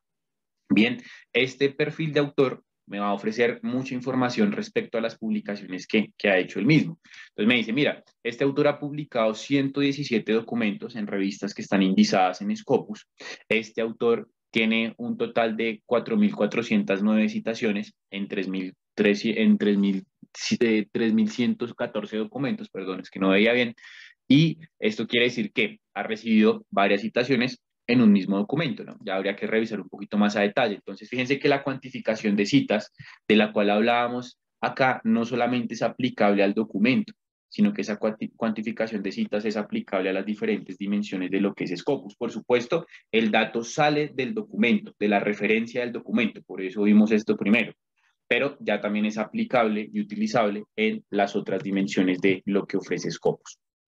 Después tenemos aquí una gráfica del tiempo que nos muestra ese posible crecimiento que tiene el autor de Scopus. Aquí tenemos ya ese crecimiento que tiene en publicaciones y en citas, ¿no? Entonces el color azul más claro, el azul como rey, nos cuantifica la cantidad de documentos que ha publicado por año, y el color que es como más, tiende a ser un poco más oscuro, más hacia el violeta, es el que nos muestra la cantidad de citas que recibe por año. Del mismo modo nos encontramos acá el índice H del autor. El índice H básicamente es una métrica que tiene en cuenta estos dos datos, pondera estos dos datos, hace un cruce entre estos dos datos, es una gráfica donde nos encontramos esos dos datos que nos permite ponderar. Quiere decir que al menos 38 de los 117 documentos que él ha publicado han recibido 38 citas. Eso es el índice H. Entonces vamos a verlo desde la gráfica, vamos a dar clic acá en View H Graph, y aquí nos va a mostrar este plano, este fragmento de plano cartesiano. Hay un eje Y, un eje X, donde el punto de encuentro entre los dos ejes es lo que vamos a denominar el índice H o el índice Hirsch, que quiere decir que al menos 38 de los 117 documentos que él ha publicado han recibido 38 citas. ¿Sí? Entonces, citas versus documentos, y el punto de encuentro pues va a ser el número 38. Si nos vamos a la tabla, también se puede ver reflejado. Si yo me voy al documento 38, tiene 38 citas o un número muy próximo. Aquí está, 40 citas. Y el documento 38 para arriba, todos tienen mínimo 38 citas. Eso es el índice H. ¿Listo? Eso es lo que me cuantifica el índice H. En términos generales, ya hay otras variaciones como el índice H5, el índice H3, que son temporalidades, ¿no? Ya determino por un tiempo en particular. El índice H5 son las publicaciones de los últimos 5 años. Pero pues la medición es igual. Se toman todas las publicaciones versus la cantidad de citas y se busca un punto de encuentro. Y ese punto de encuentro nos determina que al menos 38 de los 117 documentos que él ha publicado han recibido 38 citas como mínimo. Y fíjense que sí, del 38 para arriba todos tienen mínimo 38 citas. Por supuesto, pues algunos tienen muchas más. Eso es lo que nos mide el índice H. Entonces empezamos a hablar de métricas. ¿Para qué me sirven estas métricas? Para evaluar la publicación del autor, para evaluar el impacto citacional que tiene, si se está utilizando para generar nuevos conocimientos. Recuerden que la cita no solamente se valora con el número de citas, sino que el objetivo es que ustedes puedan ahondar mucho más en cada documento, en cada detalle de las citas que recibe, ya sea un documento o un autor, pero pues en términos generales, la cita es un indicador de generación de nuevos conocimientos. Listo, aquí nos encontramos otra data, volvimos al perfil del autor. Recordemos, el autor se busca por authors dentro del motor de búsqueda general de Scopus, en la página de inicio, colocando el apellido y el nombre. Y también es importante recalcar y recordar que el perfil de autor no tiene absolutamente nada que ver con el usuario. El perfil de autor sí tiene un ID propio, un identificador, un ID, como quieran denominarlo, y este es creado por Scopus cuando el autor publica documentos en revistas que están indizadas allí. Los temas en los que más publica el autor, aquí tenemos pues esto proviene de un análisis semántico que se hace de los resúmenes. Entonces esto es muy interesante, por ejemplo, para cuando estamos buscando colaboración, cuando se está buscando colaboración en un tópico en particular, pues podemos identificar si el autor está publicando en dicho tópico. Entonces este tópico proviene, como les mencionaba, de un análisis semántico que se hace de los resúmenes de los documentos. Entonces aquí empiezo a identificar las temáticas basado en los análisis de sus resúmenes. Y seguimos hablando de análisis, ¿no? Un término muy recurrente y muy utilizado cuando estamos utilizando Scopus. Abajo tenemos ya sus publicaciones como tal, el detalle de las mismas. Fíjense que está el mismo botón de ver en el publicador. Entonces aquí tenemos ya los documentos como tal que él ha publicado. Los documentos que lo citan, los 3.114 documentos que lo han citado. Si tiene preprints, los coautores, por ejemplo, si yo estoy buscando un autor internacional, pues me interesaría saber con quién colabora este autor, ¿no? Entonces aquí tengo el listado de coautores. Aquí empezamos a encontrar algunas generalidades que son comunes en los perfiles, ¿no? Entonces, por ejemplo, uno va a revisar el perfil de Google Scholar de un autor y también tiene sus coautores. Lo mismo para el de ResearchGate, ahí van a estar enlistados sus coautores. Pero este perfil, pues, es administrado 100% por Scopus. Nosotros podemos unificar o marginar, como lo llama Scopus, un perfil.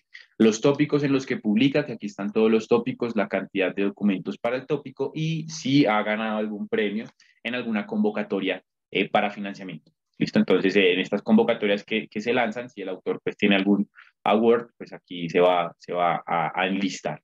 Entonces, esto es lo que nos ofrece el perfil de autor, una dimensión completamente diferente. ¿Para qué me sirve este perfil de autor? Para, uno, validar si tengo un perfil dentro de Scopus, ver cómo está ese perfil, si está bien mi nombre, bien puesto, si necesito el ID para una convocatoria interna o una convocatoria internacional, pues es allí donde encuentro ese identificador como autor de Scopus.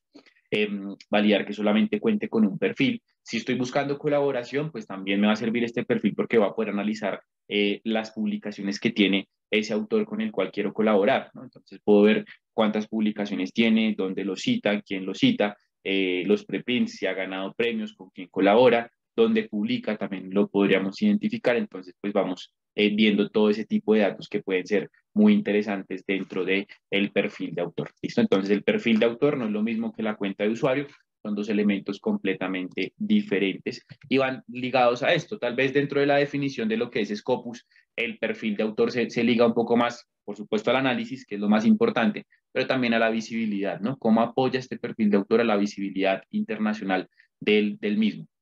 Entonces se visibiliza se relaciona, perdón, con la visibilidad y con el análisis, ¿no? Entonces vamos viendo que cada vez hace más sentido esta definición de lo que colocamos que era Scopus. Ahora, instituciones o afiliaciones.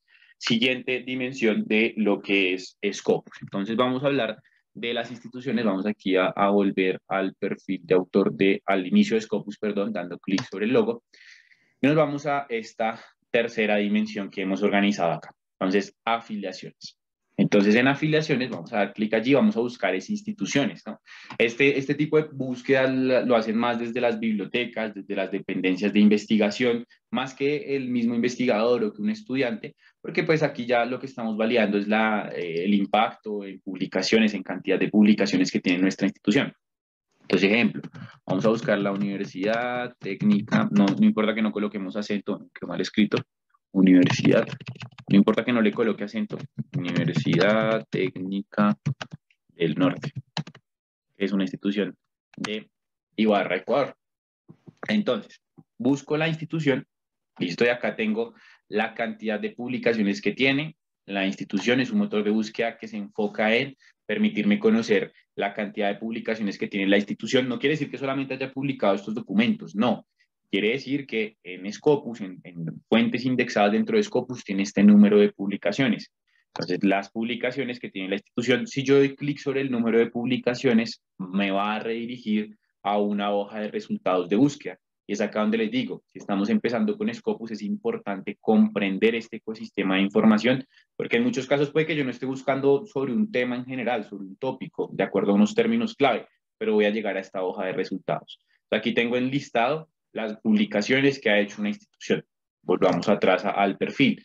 Aquí me muestra por disciplina, según las áreas temáticas de las fuentes de información en las cuales se publica, la cantidad de documentos que tiene.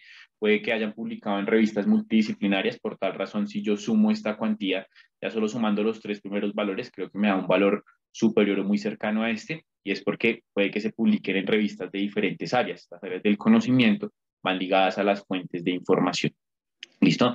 Sobre este perfil también puedo buscar los autores, entonces los autores que tienen o que han tenido esta institución como filiación, ¿listo? Como institución asociada de acuerdo a sus publicaciones. Doy clic en el nombre de los autores, aquí me enlista todos los autores que tienen o han tenido esa afiliación. ¿Listo? Entonces aquí estoy identificando, es una institución, estoy midiendo la productividad de una institución, ¿cierto? Y también la puedo analizar citacionalmente, ¿no? Desde la hoja de resultados, viendo la hoja de resultados también podría ser una evaluación citacional. Entonces, como les digo, esto es más utilizado por las dependencias de investigación, por las bibliotecas, para sus informes a nivel interno, para medir la productividad de su institución, para crear estrategias de acuerdo a planes de investigación que quieran tener, a planeación justamente. Muchas veces las áreas de planeación también ingresan acá para promover la investigación a nivel interno, ¿no? Pero esa es otra dimensión de lo que tiene Scopus. Y más análisis, ya no analizo solamente documentos, o autores, sino que también pueda analizar instituciones. Entonces, esto es lo que hace referencia a los perfiles de afiliación o institución. Y por último, vamos a trabajar con las dimensiones que tiene Scopus. Entonces, las fuentes de información que tiene Scopus. ¿Dónde valido que el título en el que quiero publicar está indexado en Scopus? Para ello, voy a recurrir al motor de búsqueda de fuentes. Si yo quiero saber si una revista está indexada en Scopus, la mejor fuente para hacerlo es el mismo Scopus. Entonces, ¿dónde lo hago? Acá, en fuentes. ¿Listo? Entonces, yo doy clic en fuentes, en sources, y acá voy a encontrar diferentes formas de buscar un título. Entonces, aquí, en esta opción, en sources, puedo buscar diferentes opciones de búsqueda. Entonces, puedo buscar por un área temática. Quiero buscar revistas en particular en derecho, en law. Entonces, aquí, en derecho. Entonces, subject area, como criterio de búsqueda, establezco el área, aplico, y allí automáticamente me va a generar el listado de títulos que tienen esta área del conocimiento. Entonces, aquí tengo establecido unas áreas temáticas. También lo puedo buscar por el título en particular. Ahorita hacemos un ejercicio, por el editor o por el ISSN. Entonces, cuando ejecuto búsquedas de títulos, aquí estoy buscando, son títulos que están indizados dentro de Scopus. Entonces, recordemos el proceso que mencionamos al inicio de esta reunión, y es que todo el contenido de Scopus es evaluado. ¿Sí? Esto va muy ligado a los autores también, a la pregunta de los IDs. Entonces, el autor no publica en Scopus. Si usted como autor no publica Scopus, Scopus no le evalúa el documento. Scopus nunca evalúa documentos. Scopus evalúa es fuentes de información.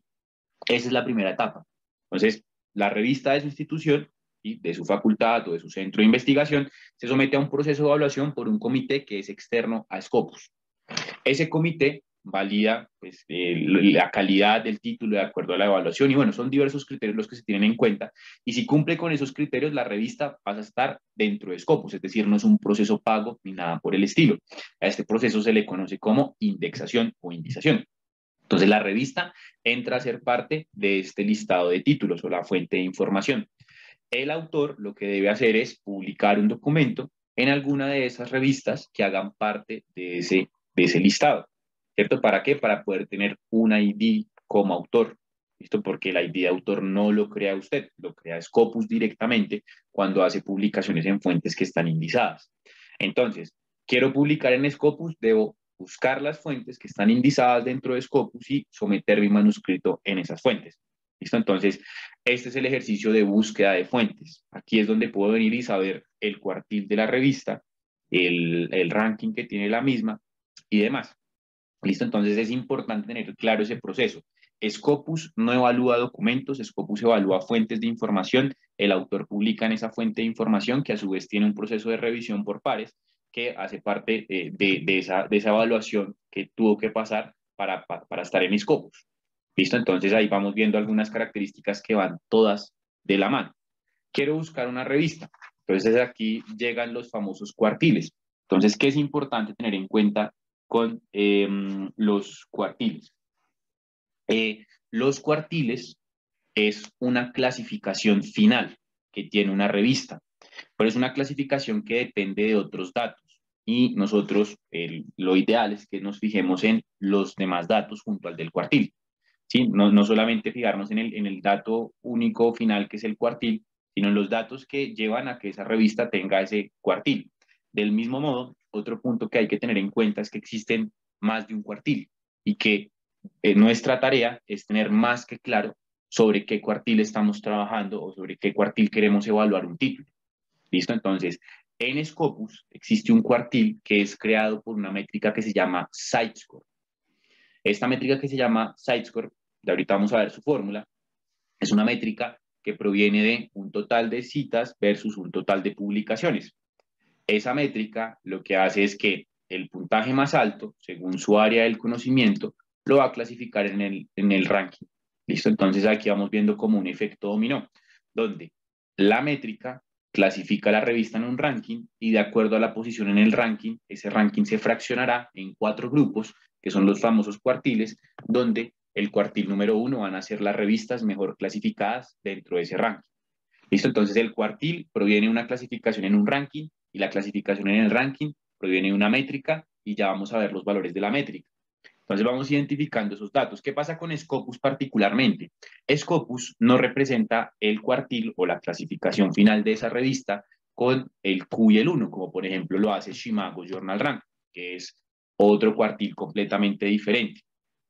Scopus lo representas a través de percentiles. El percentil es el indicador del cuartil. Entonces, vamos a dividir 100% entre 4 partes y vamos a descender. A medida que descendemos, pues descendemos de cuartil. Entonces, si está entre el 75 y el 99%, es equivalente al cuartil 1. Estas son las revistas cuartil 1 de Scopus en el área del conocimiento del derecho. Si está entre el 74 y el 50%, sería el equivalente al cuartil número 2, y así vamos descendiendo. 49, 25, 3, 24, 1, 4. Entonces aquí identificamos el cuartil basado en CiteScore, es importante tenerlo en cuenta. Este es el cuartil de Scopus. El cuartil de Shimago es completamente diferente. Se basa en datos de Scopus, pero no es cuartil de Scopus. El cuartil de Scopus es el cuartil de CiteScore. Entonces, si yo doy clic en el título de la revista, me va a llevar directamente a la información de la misma. Entonces, es otra dimensión, ¿sí? Ya identifiqué la dimensión del documento que me provee información referencial del mismo. La dimensión del autor me muestra las publicaciones del autor, las citas que ha recibido, dónde ha publicado, etc. La dimensión de la afiliación me muestra la cantidad de publicaciones que tiene la institución. La dimensión de las fuentes me está mostrando esa fuente de información, cuántos documentos ha publicado y cuántas citas ha recibido, cuál es su cuartil de acuerdo a la métrica. Si bajamos un poco en la fuente de información, nos encontramos el total de citas que recibió la revista por documentos que están indizados en Scopus en el rango temporal 2017-2020, dividido entre las publicaciones hechas en el mismo rango temporal. De esa división sale este puntaje que ha clasificado la revista en primer lugar en el área del conocimiento del derecho, dándole un percentil de 99 equivalente a cuartil 1. Entonces, por eso es importante por eso es importante tener en cuenta todos los datos. El cuartil es un valor final, pero es un valor que depende de otros datos. Por ejemplo, hay revistas que son multidisciplinarias como esta, perdón, y hay revistas que según la disciplina pueden tener un cuartil diferente. Entonces, ¿bajo qué disciplina usted la está evaluando? Entonces, porque en derecho puede que tenga cuartil 1, pero en sociología puede que tenga cuartil 2, por ejemplo. Entonces, esto ya depende de la evaluación que usted quiera hacer. ¿Listo? Entonces, en mi área del conocimiento, ¿qué cuartil está teniendo?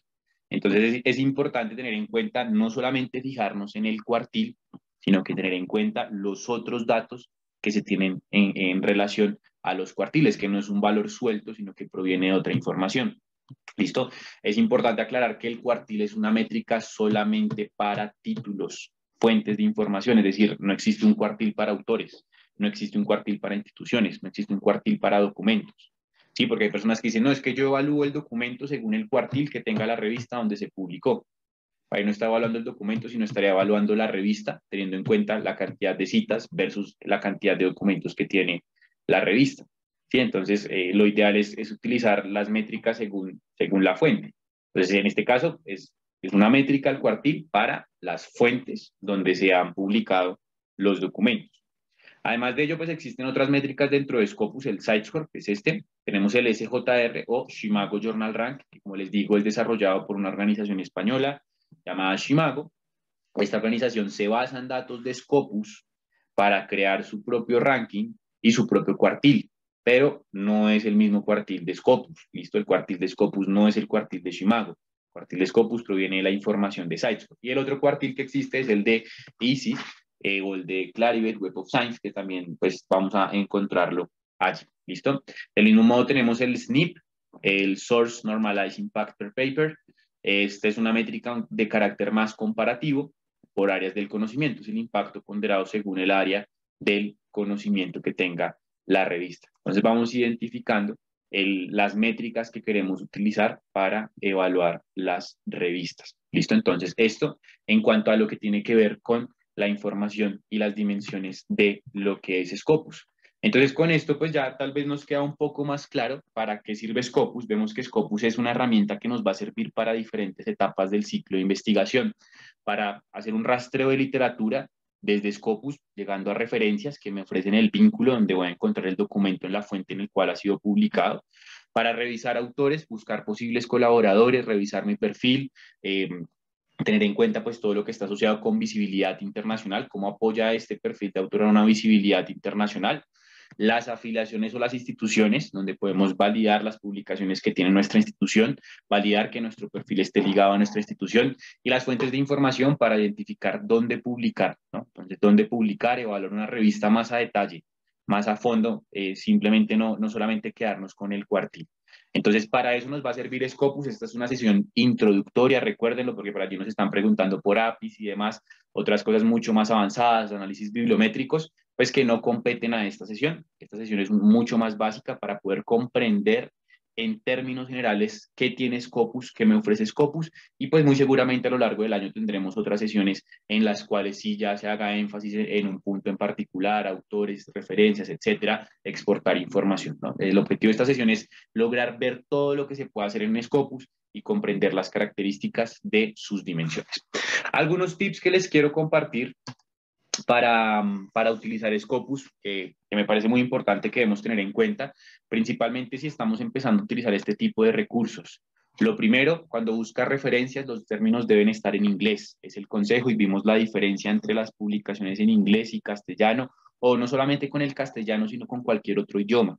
Entonces, por tal razón, el consejo es siempre ejecuten búsquedas en inglés. Si no ejecutamos las búsquedas en inglés, estamos sesgando la cantidad de resultados que vamos a encontrar. Entonces, es el primer gran tip, ¿no? Esto para cuando estemos buscando documentos o referencias de documentos. Otro tip que les doy es comprender la estructura de la hoja de resultados, que la vimos y fue en la que estuvimos más tiempo, comprendiendo ese ecosistema de información desde las opciones personalizadas, los filtros, la información central, que es la referencia del documento, el análisis de información que está situado en la parte superior, siempre va a estar ese botón de análisis allí. Así yo tenga un documento para analizar o tenga 3.500 resultados para analizar, siempre va a estar allí el criterio de organización que puede ser diverso según el objetivo. Entonces yo puedo organizar porque quiero buscar documentos seminales por el documento más antiguo, pero quiero buscar el documento más citado en el tema, pues lo organizo por el que más citas ha recibido. Entonces, pues tener clara cuál es la estructura de información, porque esto nos va a ahorrar mucho tiempo cuando estemos utilizando la plataforma. Si estamos empezando, arranquemos por allí, en comprender la hoja de resultados de documentos y, por supuesto, tener claro el objetivo de Scopus, ¿no? Que ya pues procuramos aclararlo mucho más en este espacio. No hacer asociación entre base de datos y texto completo, y este va ligado al siguiente, esto es fundamental e imperativo. Infortunadamente está muy arraigada esa relación, ¿no? Entonces nos dicen bases de datos y creemos que es ya para buscar documentos, para llegar a PDFs, y lo vimos en algunas de las definiciones que ustedes colocaron de para qué sirve Scopus. En realidad, pues Scopus no es una fuente de información en texto completo porque no es el dueño de la información y nunca reproducirá documentos en texto completo. Vimos el ejemplo con un artículo que decía que era de acceso abierto.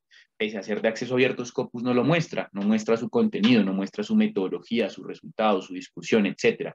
¿Por qué? Porque no es el dueño de la información y no es su objetivo. Scopus es una herramienta de carácter analítico y evaluativo. ¿Listo? Entonces, su objetivo no va a ser reproducir documentos en texto completo. Por tal razón, es imperativo que cuando estamos empezando a utilizar este recurso, nos extraigamos esa relación que pues no es verídica. Bien, por otra parte, al utilizar las métricas hay que tener en cuenta que hay algunas que son para una única entidad. Cuando hablamos de entidades, va ligado a las dimensiones, ¿no? Entonces, el ejemplo claro es el cuartil. Entonces, el cuartil es una métrica para evaluar revistas. Yo no evalúo un documento con cuartiles, ¿sí? El cuartil es una métrica para evaluar revistas y pues cada cuartil tendrá una fórmula. Vimos la fórmula de Scopus, que es el CiteScore. Entonces, el cuartil es una métrica que va a estar asociado para evaluar una única entidad. El índice H, por ejemplo, es una métrica que sí se puede utilizar para evaluar varias entidades. El índice H se puede sacar para una revista, yo puedo sacar el índice H de un autor, como lo veíamos en Scopus. Entonces, tener en cuenta cuáles son esas métricas que son utilizadas solamente para evaluar una entidad. Cuando hablamos de entidades, recordemos que una entidad puede ser un autor, una entidad puede ser una fuente de información, un documento. ¿Listo? Así se le denomina dentro de bibliometría. Entonces, es importante tener en cuenta este punto, porque a veces van a evaluar un documento, pero terminan revisándose el cuartil de la revista y el cuartil proviene de otra información en la cual pues, no está tan asociado este documento. La cuenta personalizada no es el perfil de autor.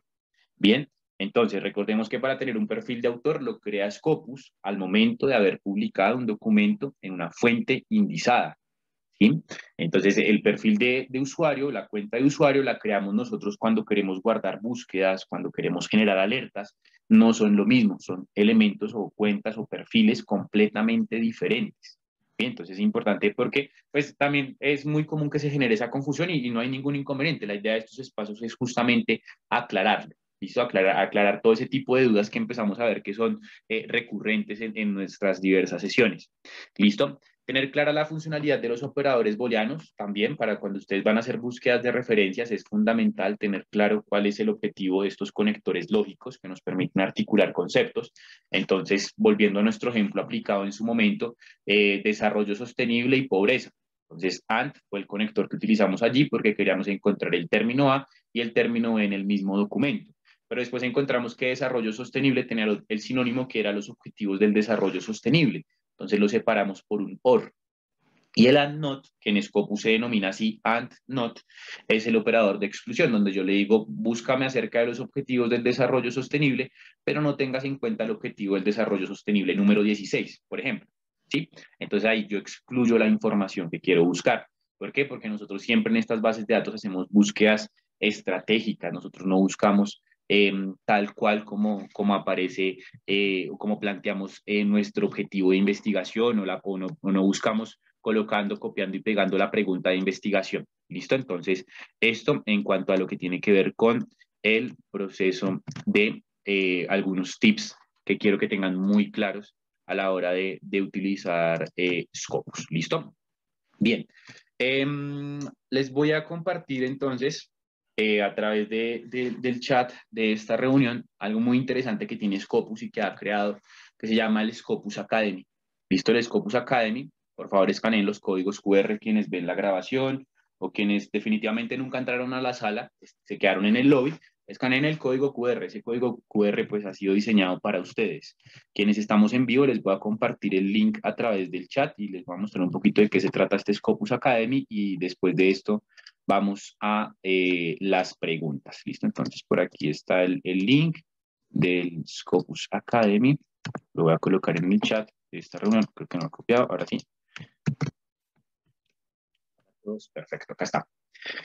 Entonces, el link del Scopus Academy lo vamos también a abrir por acá. Es pues algo nuevo que tiene Scopus, que es para que ustedes conozcan más de la herramienta, que hagan ejercicios dentro de las características que tiene la herramienta. ¿Listo? Pueden hacer quizzes.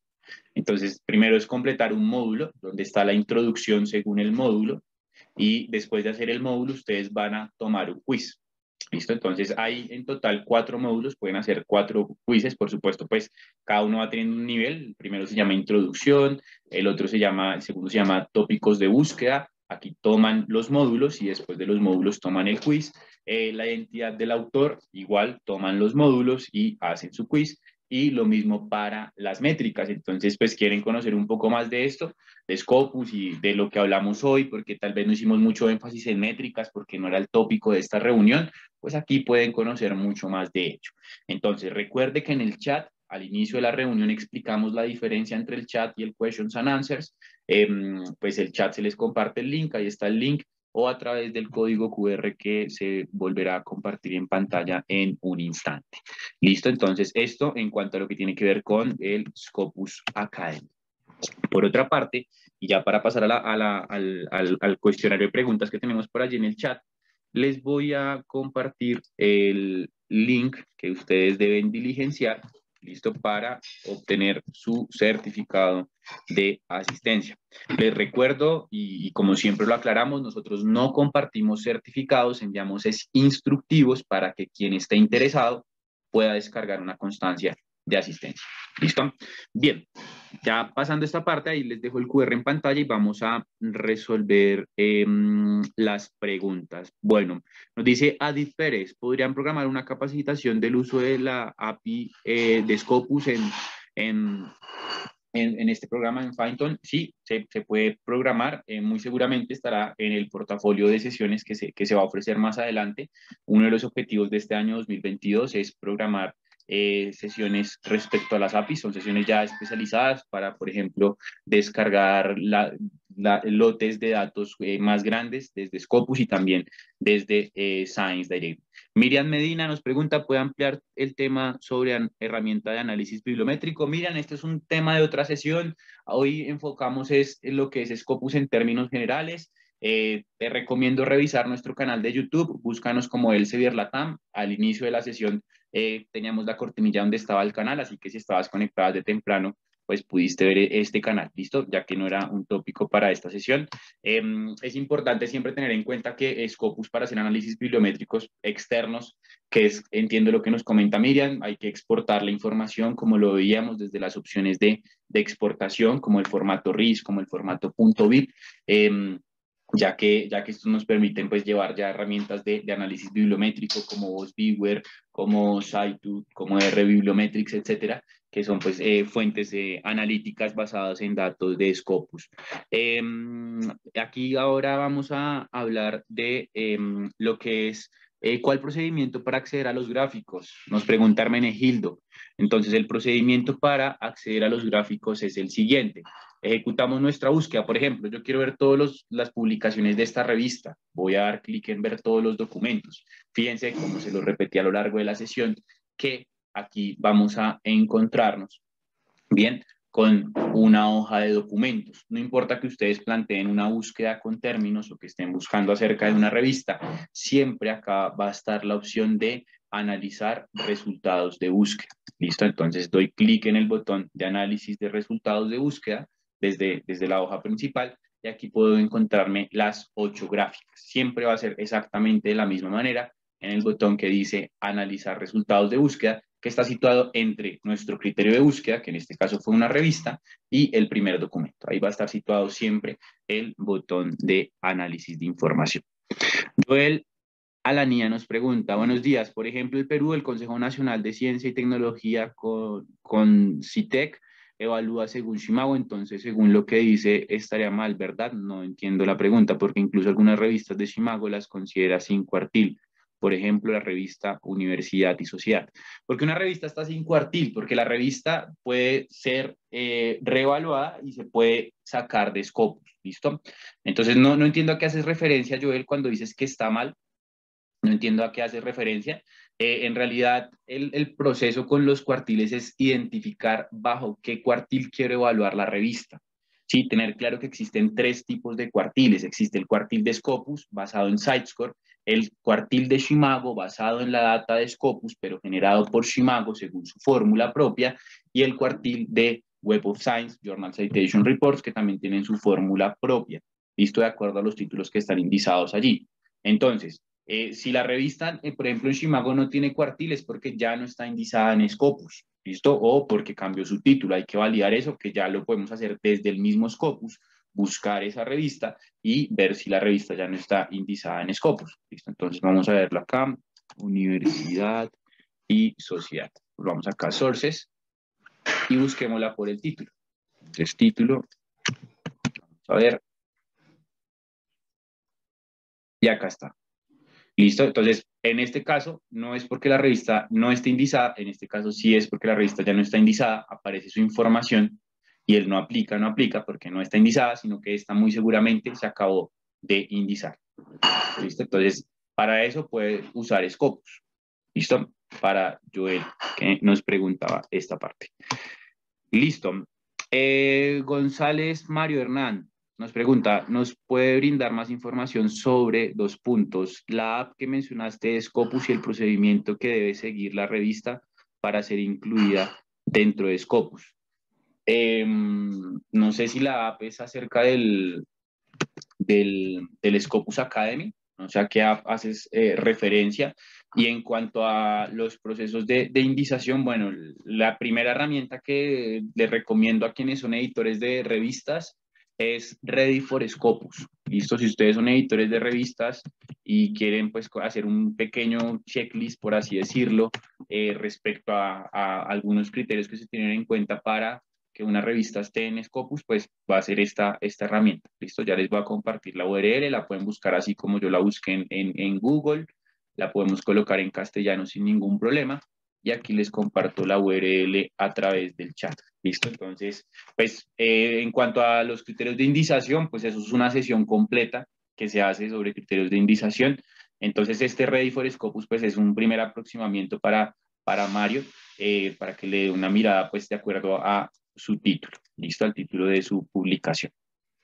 Bueno, José Alfredo Palta Andrade, cuando se desactivan las alertas por un tiempo y luego el activo nuevamente, me llegan todos los documentos acumulados, indexados por el tiempo que se desactiva la alerta. No, me llegan los documentos tal cual según la temporalidad que establecí. Listo, entonces yo la desactivé por un par de meses, me van a llegar son los documentos, si lo vuelvo a activar para semanal, los documentos de esa semana. Listo para José Alfredo. Scopus Academy, Sergio Alejandro Hidarraga, no tiene versión en español, no, esto es una herramienta universal, entonces pues viene en inglés, el Scopus Academy que les compartí a través del chat. Listo. Para Mario Hernán, no he mencionado aplicaciones.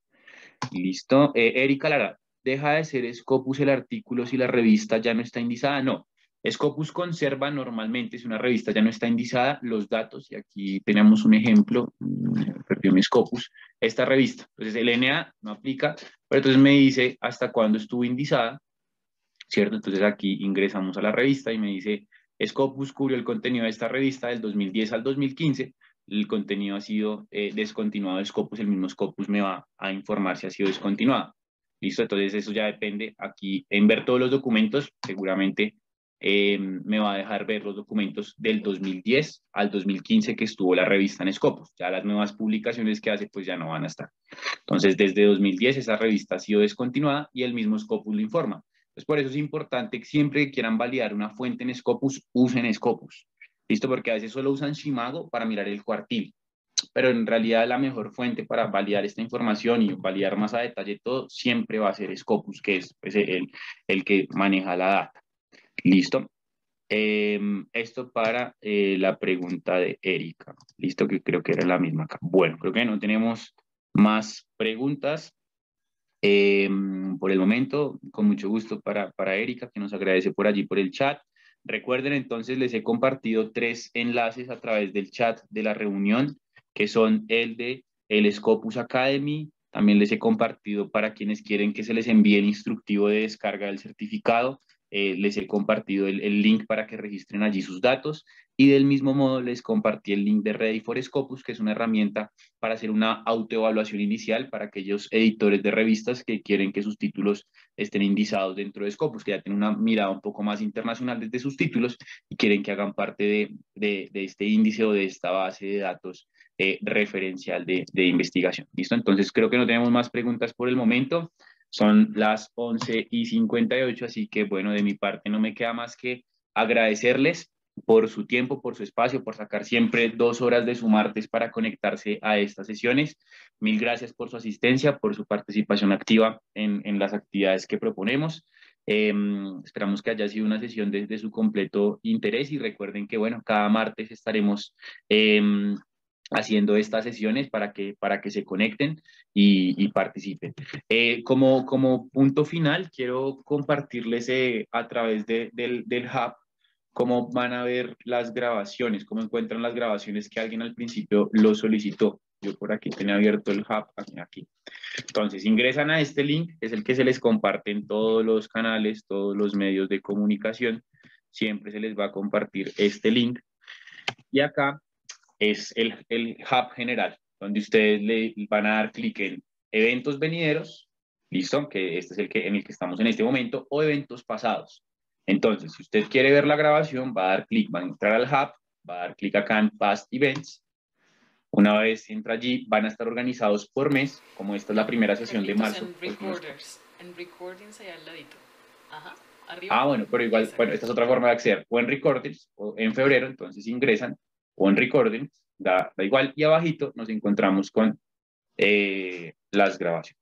¿Listo? Entonces en Recordings nos encontramos allí con el listado de las grabaciones que hemos ejecutado. Llevamos 4, creo que esta es la cuarta del año, y así con cada una de las sesiones que hacemos para el viernes. ¿Listo? Entonces allí van a encontrar esa información. Recuerden, para quienes estuvieron hoy toda la sesión desde el, desde el lobby, conectarse a la sala. Abajo está el botón de unirse a la sala. Listo, mil gracias por su tiempo, por su espacio y bueno, un excelente martes a todos. Hasta luego.